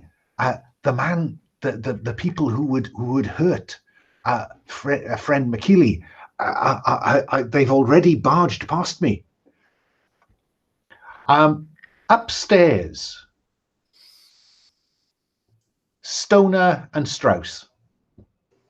Stoner, what tells you that there is more to this place than a mere bordello?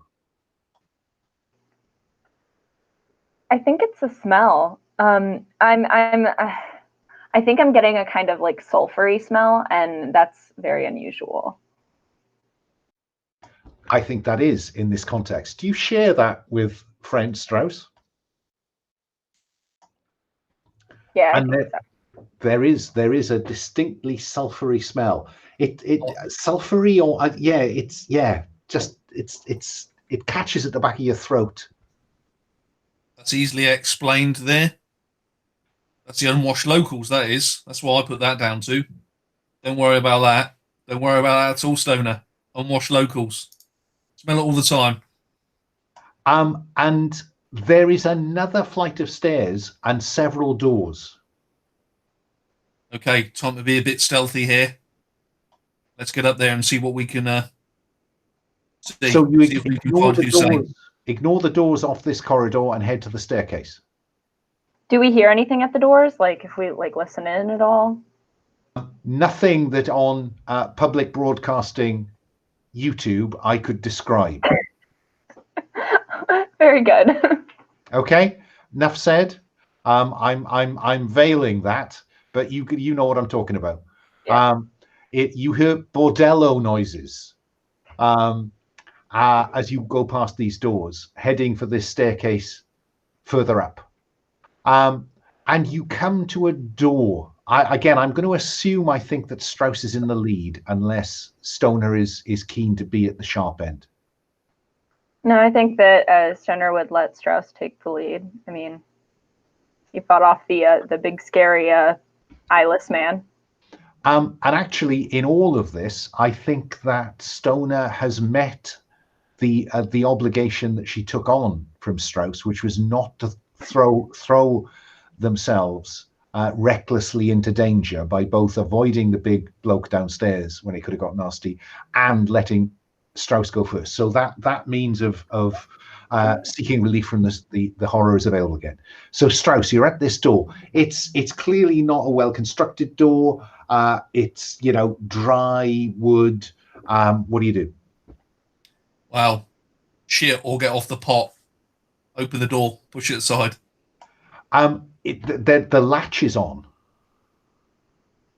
Commando knife. Lever it up.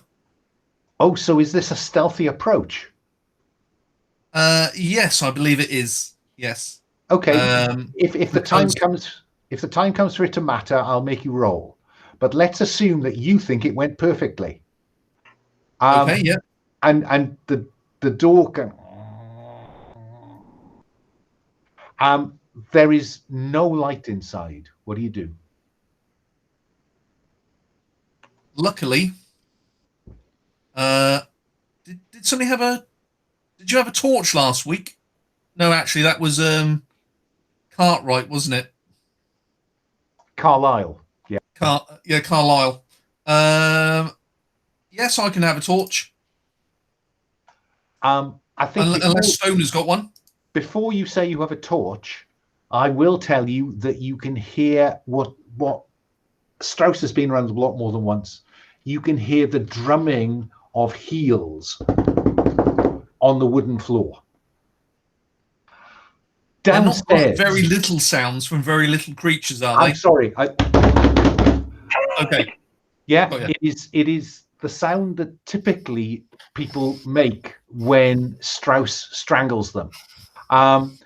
What about Henry and Arthur? You've come up the stairs. You see a number of rooms and a staircase at the far end, and you can hear the drumming of heels on the floor above. What do you do? I was assuming that as we'd actually spoken to the bouncer and he talked about Friend Mechilli, he perhaps told us which of the doors behind here, so we were not in the same confusion. He's in the loft. Cool. Come, Mr. Wright, and pull out the pistol and like jump straight, kick open the door. Yeah. Well, go to the staircase and go up. There are shadowy figures. Run up. There are shadowy and stealthy figures at the top of the staircase. What do you do, Arthur? A lot for warning shot. Stoner, what do you do when Arthur shoots towards you? Roll a grenade down the stairs. I think Stoner just said, bloody hell. Say, freeze, British military police. I think Stoner, does Stoner recognize the voice? I think so. I don't think I'm not into PvP shootings. So Arthur is bracing a gun against Stoner. Strauss, you're inside the room. You may want that torch. I indeed do have a torch. And so it's clipped to my jacket pocket. It's a right angle torch, so I'll switch that on so I can leave it hanging free. And I've unclipped one of the latches on my violin case, just in case. What do I see? In the torchlight, as you go into the room, you see a local man on the floor, his heels drumming on the floorboards, and now you can hear him go. Bloody hell! I shall run over and we worked out that the Heimlich maneuver had not been invented yet. So yeah, I'll start slapping him on the back. Now I actually didn't see what happened to the other guy last week. So although no, I didn't actually. So I've really got no idea if what I think is happening. What you think is happening. He seems to be drowning in sand. There is sand spilling from his mouth. Is there any way that Arthur can get through this door in time to come through this, like barge past Stoner and come into the room and see it all? I think that has to happen, doesn't it? Yeah. We have Strauss banging him on the back, and then you see the sand begin to emerge from his mouth. Cut to Stoner, barged out of the way by Blake. Blake and Henry arrive. I will turn around at this point as soon as I see Blake, and I will shout to Stoner, "Look away! Look away!" I think that Stoner is that like a more intrigued. I think, what is it? What's going on? And maybe I'm going to guard the corridor. Yeah, I think Blake stops for a second and he looks down, trembling hands, and then he looks over at the side of the room where there is perhaps a bathing tub or something like that, like a pot of water, a basin full of water or anything like that. Yes, I think there's almost certainly a table with a bowl and a jug of water. Yeah, and he'll clench his hand like, not yet, and he says, "Strauss, quickly, man, to the water!" and plunge. I'll leap over and try and grab the water. I think his intentions are that I sort of try and tip this down the man's throat. I was thinking more we grab them. I think maybe it's more dramatic. We lift him up bodily and like plunge him into the water. So it's more like a hand bowl. Yeah. Like a washing bowl. Yeah, Yeah, got you. like- Yeah. So basically, we're trying to drown him. Yeah, but I'm Yeah. thinking that like we pour the water down him and then we Yeah. pull him out of it, and hopefully Yeah. that will clear the airways, kind of thing. Like, I was thinking the other just before the session, I was thinking I shouldn't have thrown the sand bucket. I should have thrown my canteen over it. Damn. Like, I will shout back to the two at the doorway. Water! Get more water! Where from, Stoner? Yeah, I think Stoner sees what's happening as not again, and then I think bolts down the stairs, maybe bursts into one of the room, assuming that there's probably water in there, and then says sorry, grabs a jug and leaps out. Yeah. Henry, how are you contributing to this request? I've probably got like a hip flask of gin or something. That'll do. It's still liquid. Just I think Arthur's definitely screaming, "Mr. Wright, come quickly, man! We need your help! Like, we need the doctor in here because we're about to drown him if he's not choking on sand." Yeah, you're going to try to drown him in waters to stop him choking on sand. Okay. Yeah. This is an interesting mechanical challenge. I think that this is distract or attract a threat. Yeah? Does that seem fair? So roll to do something else, Arthur. I think that probably the way that we can make this cooperation work is because we know that Henry has medical expertise. I think that therefore the role is with expertise. And I think that having more pairs of hands works as well. So while I can't think of a mechanical reason in the rules to do it, I'm going to let you roll with the grey dice as well. Okay. So white, orange, and grey. Cool. Stress dice? No, because if I wanted to do that, I would have just said, I cast the Elder Sign and banished the Eldritch thing, and we would have all taken that hit. Okay. But you keep running my stress far too high for me to use magic. Oh, the orange one didn't roll, sorry, I'll just... Oh, and it turned into a 6, the orange one. So... There is just no justice in a harsh world, is there? No. It goes perfectly. What I think I can tell you, Arthur, is that it's almost like sand is being cast or summoned into his throat. And by adding that water and then having Henry kind of work on his chest, you can expel these gobbets of chunks of sand. And I think that dispels the attempt to summon sand to drown him with that's being used. And I think gradually, who we will all come to know as Abdul Hassan Mechilli, kind of coughs and splutters and just looks up at you all and then faints. And that would seem to be a good point for a sharp bio break. Any chance we could be back in our seats on the hour? Okay, see you in less than 5.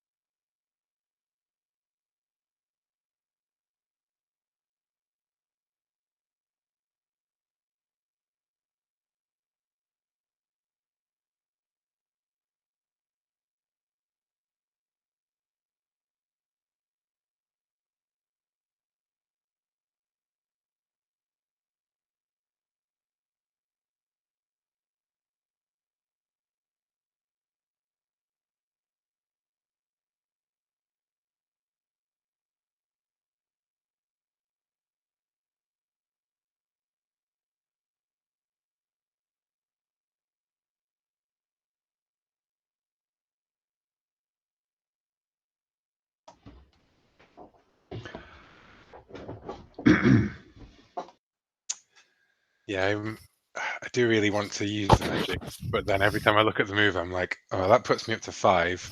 And then once I roll, I'm probably going to get more stress, and then I'll be at 6. No. And I think I need to be on 3 maximum to risk making the magic, unless it's a real life or death Emergency. situation. Yeah. Which it was with the Blood Witch. You know, we were locked It inside was. of the room. And It was. Okay, so we come back from our commercial break to find Abdul Hassan Mechilli. I think probably you've carried him up and put him on the bed in the room, and he's coming round. Metagamey question. Mhm. It's 24 hours to get a flight back to Cairo, I assume, with Mickey Crichton. Now, the place where we need to go to or investigate is clearly out in the desert, isn't it? So it's probably nearer to Benghazi than anywhere else, kind of thing. I'm just thinking. I don't think you know that yet. What are you? What's concerning you? Somebody could always have a radio, Will. Yeah, that's true. Call in a lift from a different location. Yeah, I suppose. I mean, it depends how bad the sand is, but yeah. And the only thing that I'm sort of concerned about is that I took the 24 hours. That kind of like, you've got 24 hours to solve this sort of thing, and I'm like, are we supposed to, to be heading out and resolving the entire mission within this 24 hours, or would we have an opportunity to take Abdul? You know what I mean? Like the whole expedition, it seems like it might take more than 12 hours, kind of thing. I'm flattered that you think I've thought that far ahead. Yeah. I gave you 24 hours thinking that will put some time pressure in the system. Yeah. So they can't hang about. But we are currently in the small hours of that 24 hours. So you've got until, it's now let's say it's 3 o'clock in the morning. Driving in the dark is very dodgy, Mr. Blake. You know what? We've got we stay here till dawn. Yeah, true. And you know what? You're right. We've got a radio. We've got the backing of the Pursuivants. If it comes down to it, we can always lean on the local forces for some sort of transport or whatever. Forget Mickey Crichton. He's been a good bloke in and about now, but let's leave him aside. He's dirty, Raph. I never trust the Raph. Yeah. Cool. Sorry, I just wanted to, just because it informed how I was thinking about what we would want out of this scene, kind of stuff. Okay. Well then, with all of that freedom that we've now agreed, what do we want out of this scene? I'm going to search the room. What do you do, Henry? I'm searching the room. I don't think I'll make you roll for this. I think that in the time it takes for Mechilli to come round, this is a man in hiding. He has what he stands up in. There's a pack in the corner of what one might reasonably describe as, desert survival gear. Of a kind of Tuareg Bedouin type. And clearly he is, there's nothing else here. I just say, going somewhere? Well, that's you searching the room. Let's ask Strauss what, if anything, Strauss is doing as I work my way clockwise around the screen. I'm going to go downstairs and see the large Libyan. And say to him, that offer of what was available, I'd like to take you up on that, my friend. And we draw that veil, moving on, because I think that Wilbur is moving towards seek relief from the horror. You indulge in meaningless sex. Stoner. So is this what we're doing before he comes around? I think that I'm probably trying to figure out where the sand went. I think I want to redeem myself from last time. Oh, good plan. I think roll to do something else. All right. And I'm just trying to work out whether I should give you I think that larceny would apply here.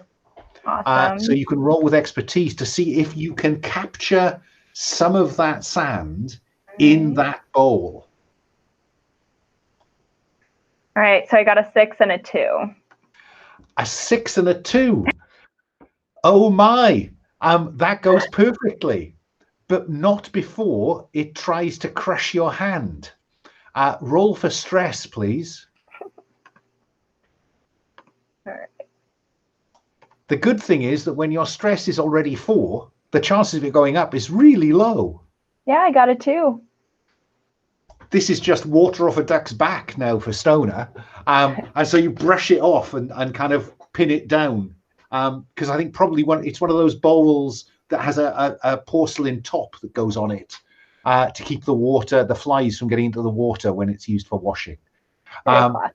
Cool. And I think you just put, an object of some kind on top of it to keep the lid down. Because, initially there's the kind of inside. I think I sit on it. Oh, great. And then Arthur, what are you going to do with the time before Mechilli comes around, if anything? I would like to try and see, the sand is summoned into people's lungs, right? I've worked that out, that it's not like a creature that comes in and goes down into your lungs, it's summoned into your lungs. Is there a kind of like local focus, or I'm going to try and investigate a mystery basically to try and see if there's any kind of like, what I mean, like you have to have that mark, a rune in the room that you're in, that kind of like local sign of because otherwise why don't they just summon sand into our lungs? You know what I mean? Like, how is it that they target people specifically rather than generically? Okay. So I think probably this is roll to investigate, and this is certainly forbidden knowledge, isn't it? Yes, for sure. I get a 6. So you can ask me 2 questions, and then we'll discuss how freaked out you are by the answers.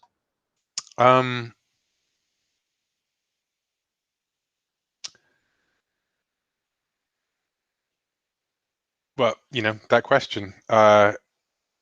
Is there any way, in this room, is there any, or however, of me knowing how they target people, kind of thing, how this individual is targeted?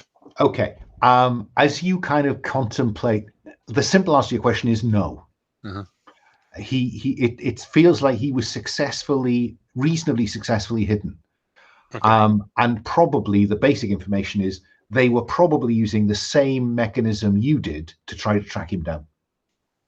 But if you think about the question of why they have not attacked any of you, but were able to attack both Mechilli and Ricci, it is that both Mechilli and Ricci have been into the desert. So maybe something happened in the desert that rendered them susceptible. Perfect. And I suppose my second question is, given, the Dead-Eyed Men, the area, my area of expertise and so forth, is there any kind of, local folklore or anything that I am, perhaps, like legends of the bony, the carrion eaters of the desert, the Djinn, that kind of stuff, like. Yeah, you anticipate me. I think that this is Djinn. I think that these spirits of the desert that are able to clothe themselves and pretend to be other things. But there are certain bits of the simulacra of their glamour, if you will, for want of a better word, that are incomplete. And it's the small details, things like the watery surface of an eye.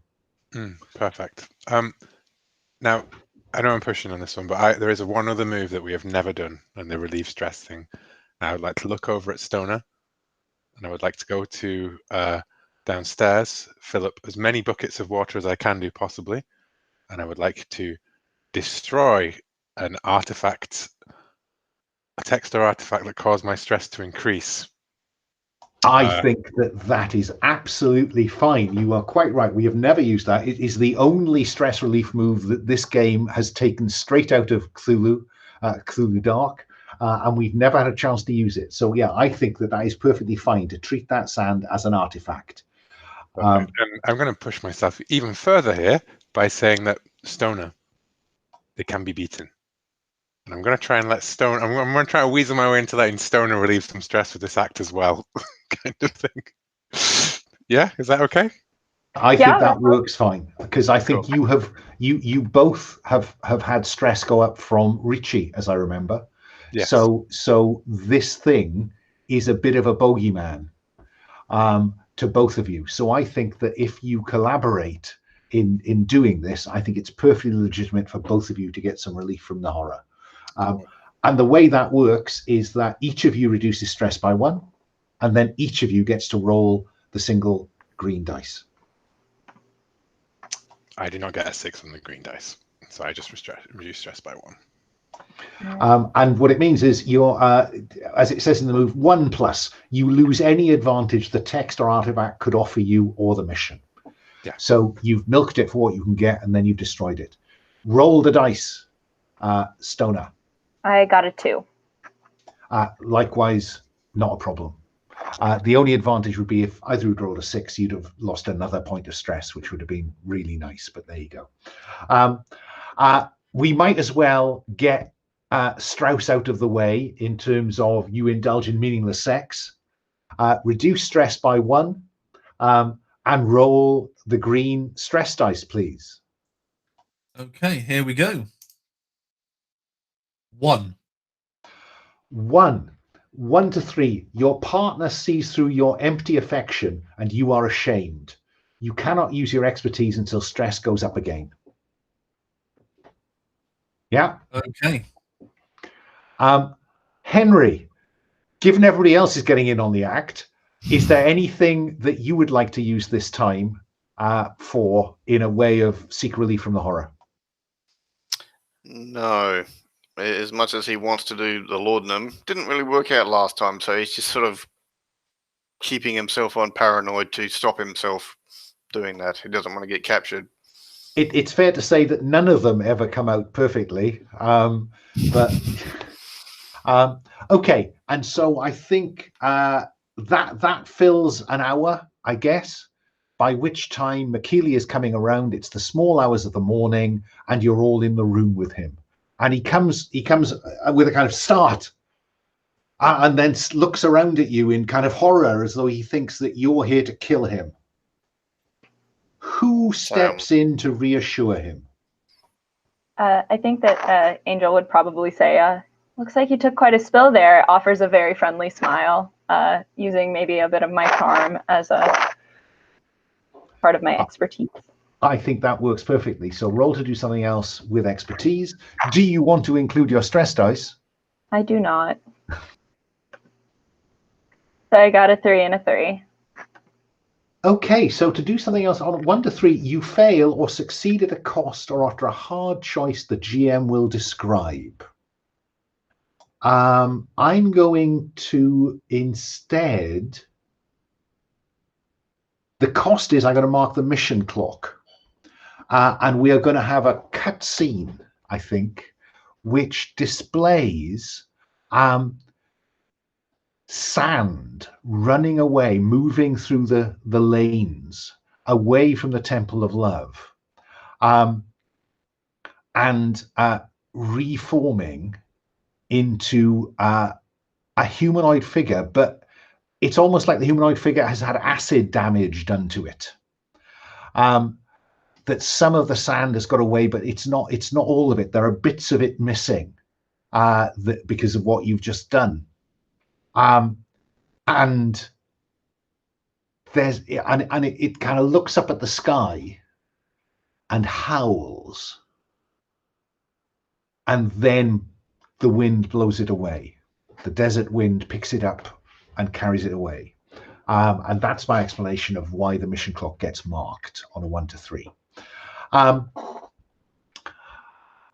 So he is calmed by this. He realizes that you're not, I suppose he thinks that if you were going to kill him, he'd already be dead. And so Angel, what he's calmed a bit. He doesn't think you're going to kill him. What do you say to him next, Angel, or ask him, or whatever else? Yeah, I say, what did you get into that caused you to, well, start puking sand and then hide out here? I ran from them to hide. They want to do terrible things. Terrible things. They have summoned the ancient Djinn.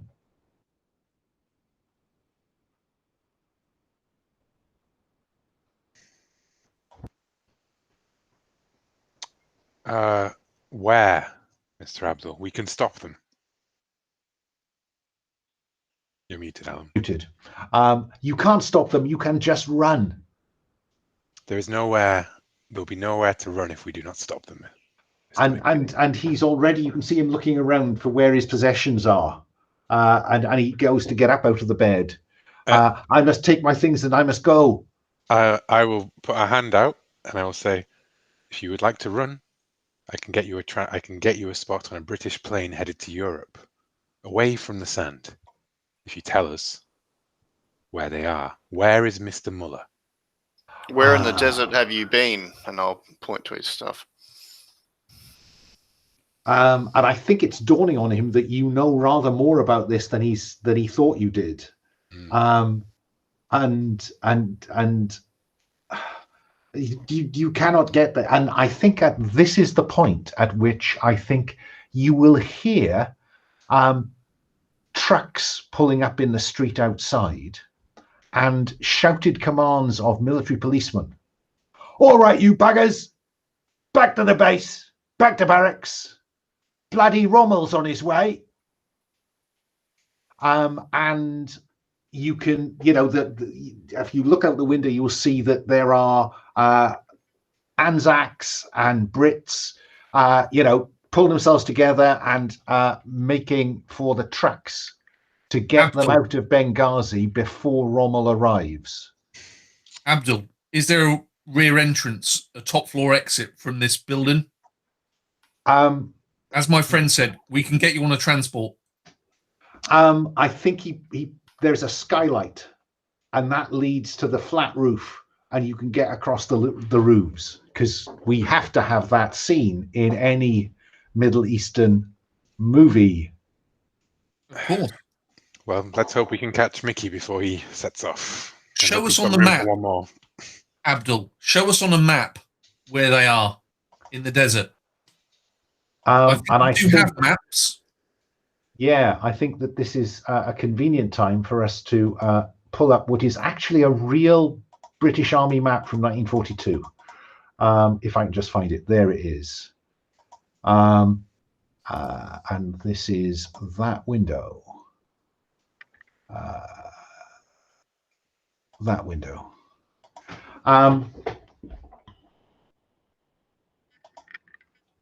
So here is Benghazi and Benina airstrip where Mickey Crichton is waiting. They got there by heading down here to the town of Jallo and then heading almost exactly due east to a place he marks on the Libyan-Egyptian border here. Yeah. I'm thinking, guys, this could be an aerial insertion. That's a big distance. We could get your good friend Mickey Crichton. We could parachute to there.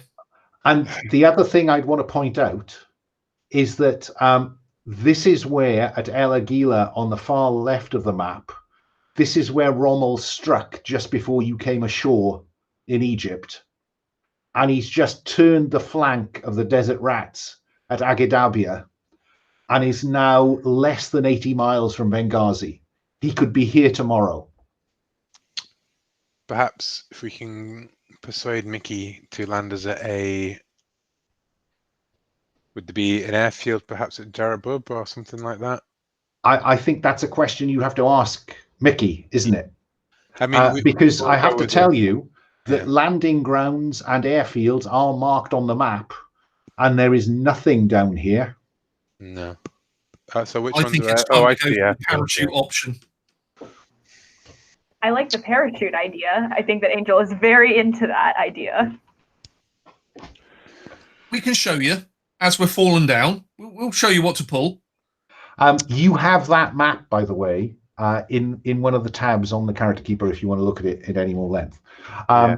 I have so, marked in the cell directly underneath where that border is, where it would be on the map. Okay. So yeah.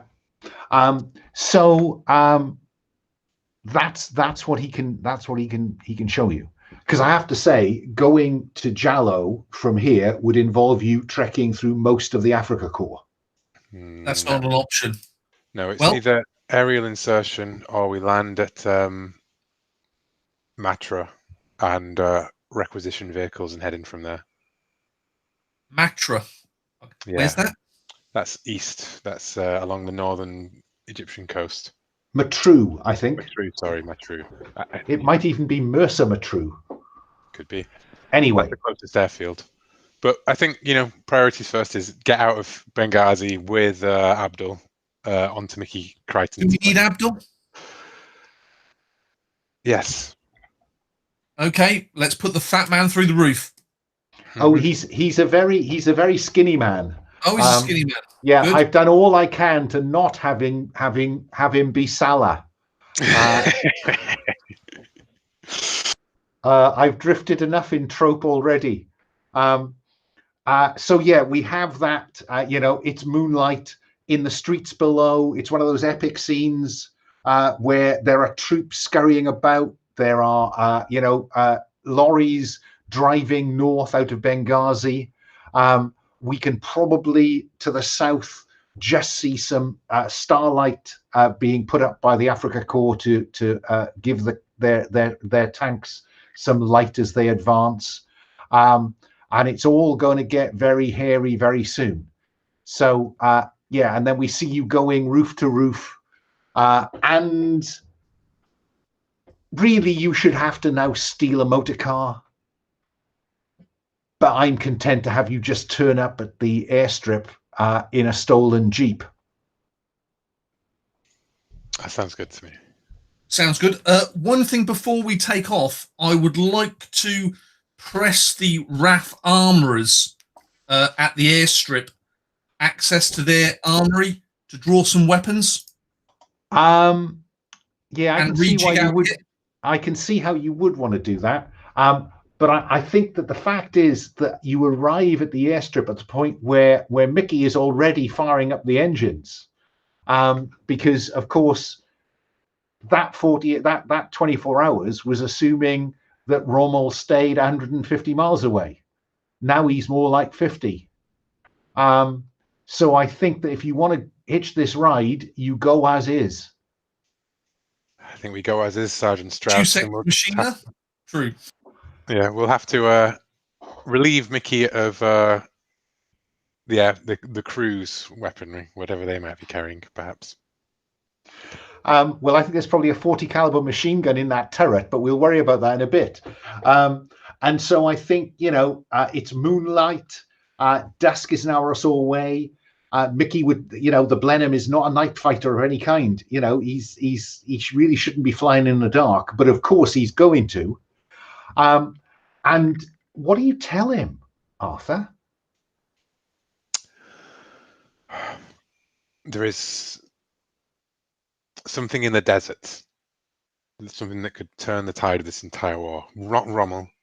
No. Trust me. I've been sworn by Her Majesty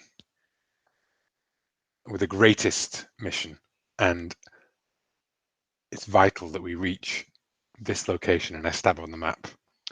I say, now, I mean, what do we want to try? I don't know. Like, I feel as though if we head to what's it called? That place I'm in, Matru, we would have a chance at restocking, resupplying, doing a full-on desert expedition. I feel like us airdropping into the middle of the desert in our current state is perhaps a recipe for us all to die horribly in the desert. I'm curious. So far you're trying to convince Mickey to do what you want him to do. Trying to convince Mickey to Mickey, we're going to need. I know you've got your orders to fall back to wherever. I need you to fly us to Matru this second. But Matru is miles away from where you want to get to, Arthur. It's the closest airfield, Mickey.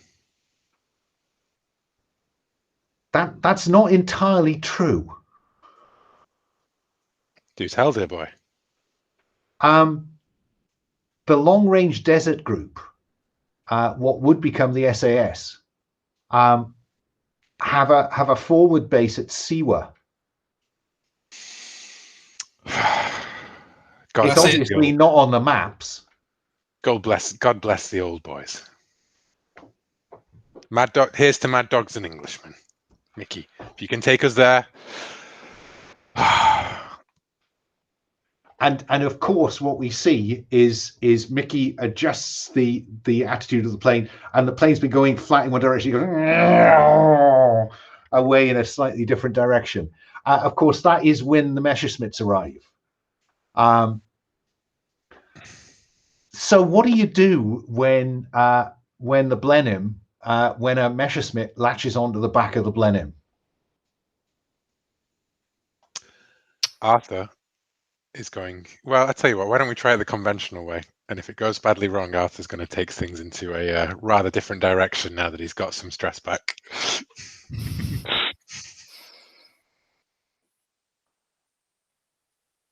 The Messerschmitt will run rings around the Blenheim, and the gunner, is doing his best to kind of, get a bead on this thing, but he's not trained in night flying, and you don't need to fly the plane. You need to bloody shoot it down, you fool.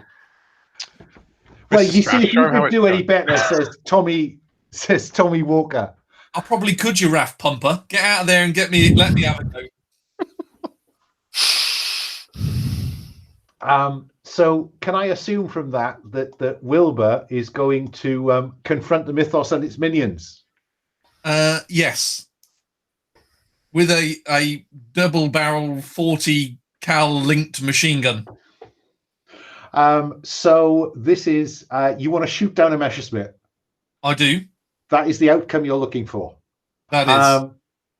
Okay. I think this probably does benefit from your expertise in heavy weapons. You are using a heavy weapon.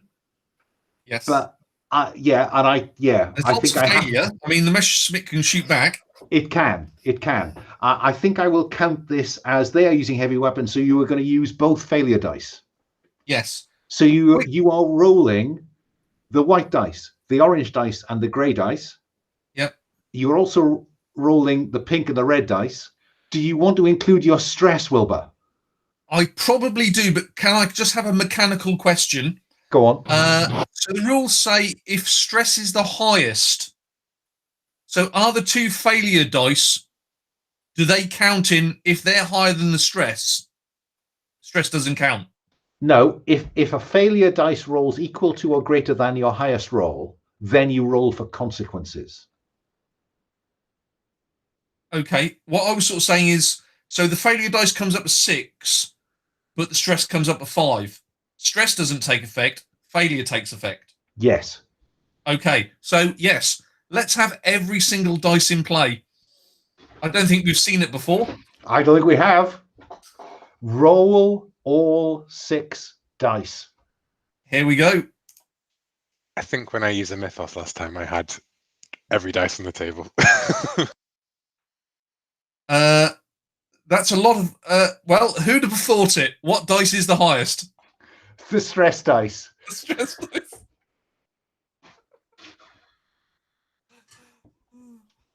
There we go. It's a funny old world, isn't it, Governor? It is. Okay.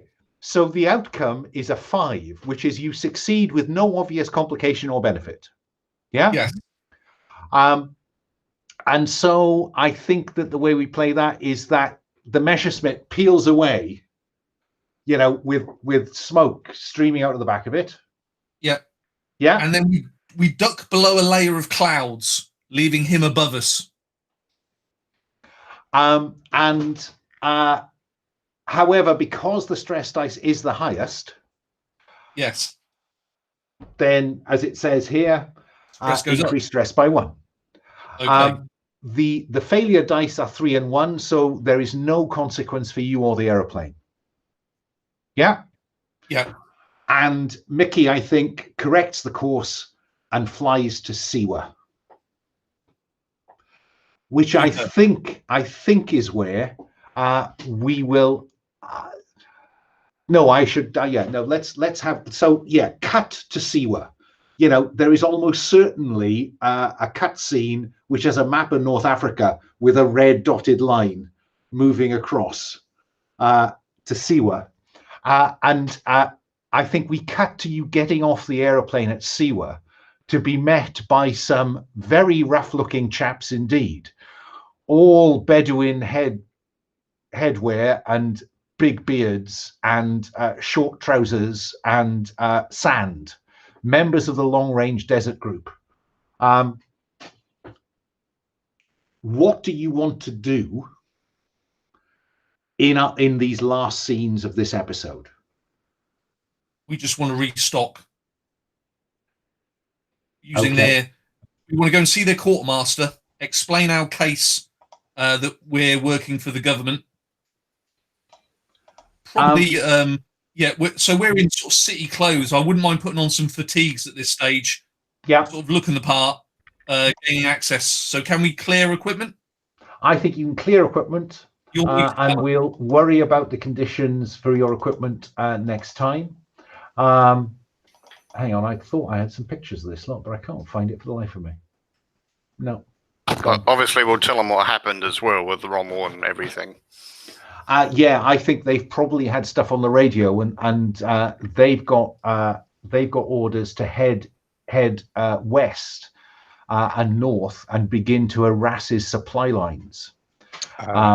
Arthur is going to tell them about a desert airfield that the Italians have set up in the desert, which may be used to strike from behind our lines, and Rommel could easily exploit that weakness if we don't deal with it now. I think that this is all about convincing them. Who's in the best place to convince, bargain, or intimidate, and that will tell me something about what the outcome is likely to look like. I think me. I've got bargain, plus being all the scout and venturer stuff. I'm good with maps, so I can say, here's where this has happened, here's where this has happened. Can I perhaps also suggest that perhaps one of these people here, because the whole SAS lot were all public school boys as well, weren't they, to a great extent? So we'll lean on that old Oxbridge thing again, and Mr. Wright will make the appropriate. Okay, I think that I'm about to rechristen the heavy weapon dice as the cooperate dice, and so I think that Mr. Wright is rolling with 3 dice, unless he wants to add a 4th, the stress dice. No, not at this point. All right, so 5, 4, 4. Which goes without a hitch. So the long range desert group are on side. And certainly can't resist the chance of giving Jerry a bit of a shock in the desert before they head northwest. Anything else you want to do this session? Stoner? Yeah.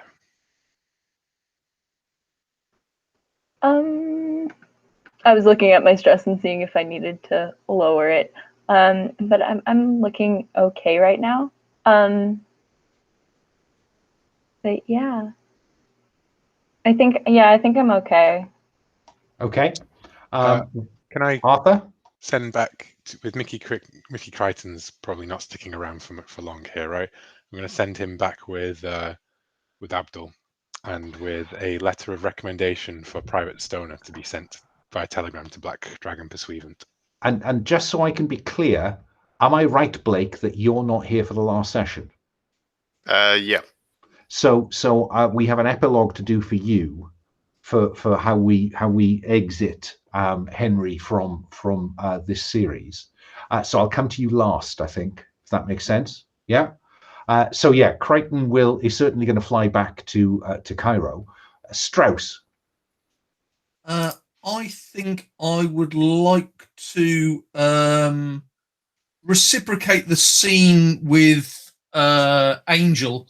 Yeah, I think we've forged sort of a professional bond. So yeah, I would like to sort of tell her in sort of nice ways some of the sort of evilness. Tell him. Well, yeah, I'm just talking to you. Tell him / her some of the sort of evilness and what I've seen and, you know, the toll it's taken upon me, basically. So is this human contact? No, this is more confess. Oh, you're confessing your sins, the terrible things that you have done. Yes. Fine. Yeah, I think Angel is very receptive. I think that, like, very understanding, like, yeah. And then I think maybe pushes over a drink to Mr. Strauss over there.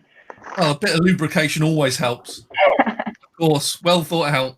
So reduce stress by 1, Mr. Strauss, and roll a d6. Okay, rolling the stress dice. A 2. Angel sees through your false contrition. You have even betrayed your beliefs. You cannot use your expertise until stress goes up again. I think, are we looking at the wrong one here? Oh, sorry, I thought you were confessing your sins. Oh yeah, no, that's right. Actually, yeah, that's right. It reads very similar to human contact. Oh, all of the 1 to 3s are the same, really, just with different words. Fair point, Blake. Fair point. Sorry, Arthur, were you wanting to do something? I saw something flash up in the chat. I was seeking one last scene with Mr. Wright before he departs to escort our prisoner back to the pursuivants. And I'm thinking it's probably going to be, I think under the mechanics of the game, I think it's cheap to go for confess your sins, even though I think that's kind of what I am going to be doing, but I think it's more along the lines of honest human contact with Henry.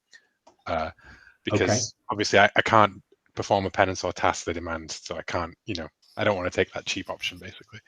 That's fair. So I think after, Henry's persuaded the SAS boys to help out, kind of thing,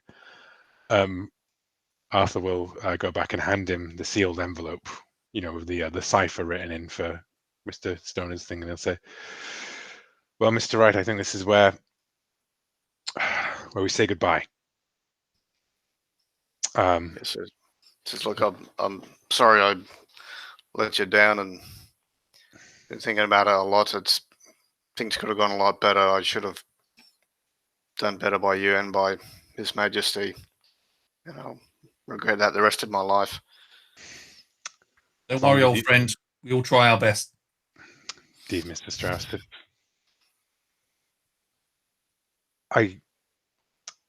We couldn't have done it without you, Mr. Wright. You helped save Abdul's life. The war is out of our control. And I suppose I'm happy knowing that at least one of us will walk away from this theatre alive and with the knowledge to take it back to Britain, that the Axis are seeking out these dark powers, and some of them can even look human. Now, and he puts out his hand and he's like, shakes it, and he says,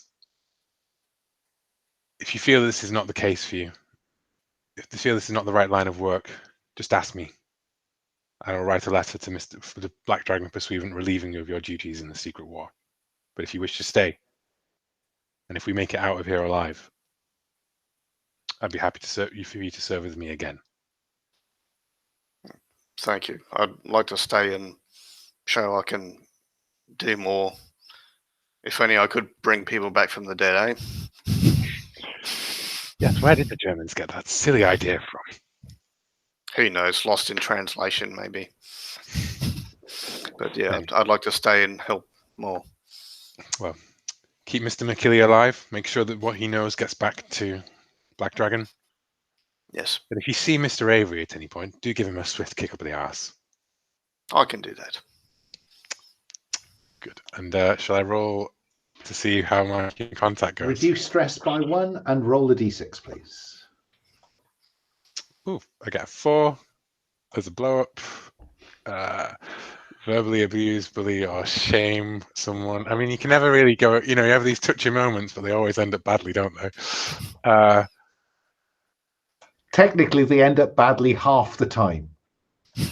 Yes. Well, I suppose it's the words hit them really hard, and I think I would position this as being that, we had that whole interchange or anything, but maybe like, as well-meaning as I am, it cuts deep to Mr. Wright that I'm offering him a cheaper way out, just like the laudanum, just like all of those things, like an easy way out of the difficult choices in life. Because he doesn't really think you're up to it. So this is verbally abuse, bully, or shame someone. 4+. If they are a PC, your words hit them really hard. They roll for stress.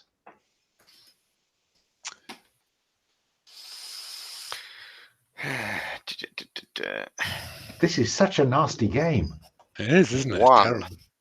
Yeah, I see. You got a 1. Oh, there is poetic poetic justice in that. Great. So, Henry, how do we see Henry Wright at some point? Leave the episode, leave the series, or at some point in the future? Up to you. I think he'll escort the people back. I don't know if he'd go all the way to England, or maybe he'd just drop them off at the coastal desert town, and then he might sort of hang around the area and see what he can do. Try and blend in with the people and the culture, and go undercover for a bit. He might come back in a later episode or something. Because I think it's fair to say that in the last week, there's been a bit of a clear out of the Special Operations Executive in Cairo. And so there are a number of positions, which is actually, this did happen in March 1941. And so there'll be a lot of new brooms. So there's certainly opportunity for Mr. Wright to be one of those new brooms as the pursuivant man in the SOE in Cairo. Sounds good. Yep. Great. And then you're on call if something else kicks off in the Middle East. Right. I think that was all jolly good. I enjoyed that. I don't care if you did. I would like to have a quick round of stars and wishes, though, please. So can I go clockwise from the top, which is Lara? Any stars? And I'll come back to you for wishes. So stars? Yeah. No, I really enjoyed today. This was awesome. Paul, you're great. You drive the story so much, and it's great fun. Thank you for that. But everybody, you guys are awesome. I'm really glad that I got to play. Yeah, I couldn't put that better myself. Paul, any stars? To Lara, really. I do have a player agency is one of my big concerns. That whole scene really played out. It could have gone sort of quite badly, but I think it really sort of brought our two characters together in a good way. It just worked really well. So thanks very much for that, Lara. Thanks. Going round, Blake, any stars?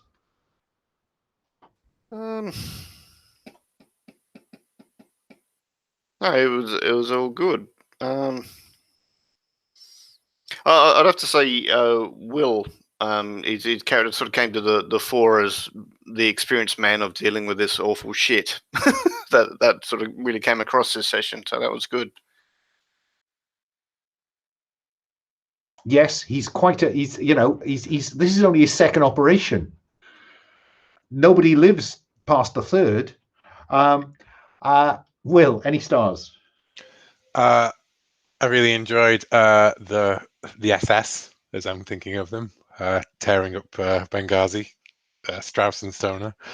But I enjoyed Mr. Wright's bargaining, working his way in with all of our things. I feel like Arthur is in the back seat with a lot of like this sort of like spy stuff, as he was when it came to the military stuff, obviously. But I think it's very unfitting for him to be like, oh, here's a weird shit, and then everybody else does the, like. Well, I was beginning to ask, what's he for then? Yeah, the weird shit. Okay, go back round for any wishes. Lara, do you have any wishes for our finale session next time?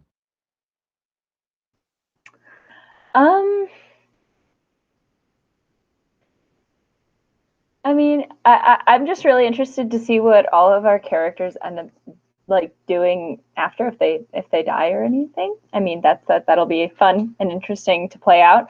But I'm looking forward to seeing more mongooses. Go mad, Mongooses. yeah. Get the mongooses. Why does it always have to be mongooses? Paul, any wishes?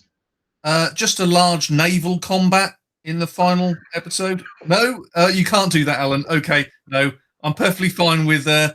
Maybe if the cello could come out, I'd quite enjoy that. Okay, I didn't think that shooting down a Messerschmitt would be enough for you. Blake, if you were going to watch this rather than be in it, what would make a good finale for the audience? I can't remember his name, but that stupid dipshit from last episode that blurted out stuff. If he turned up helping the bad guys or help the good guys in a sort of critical moment.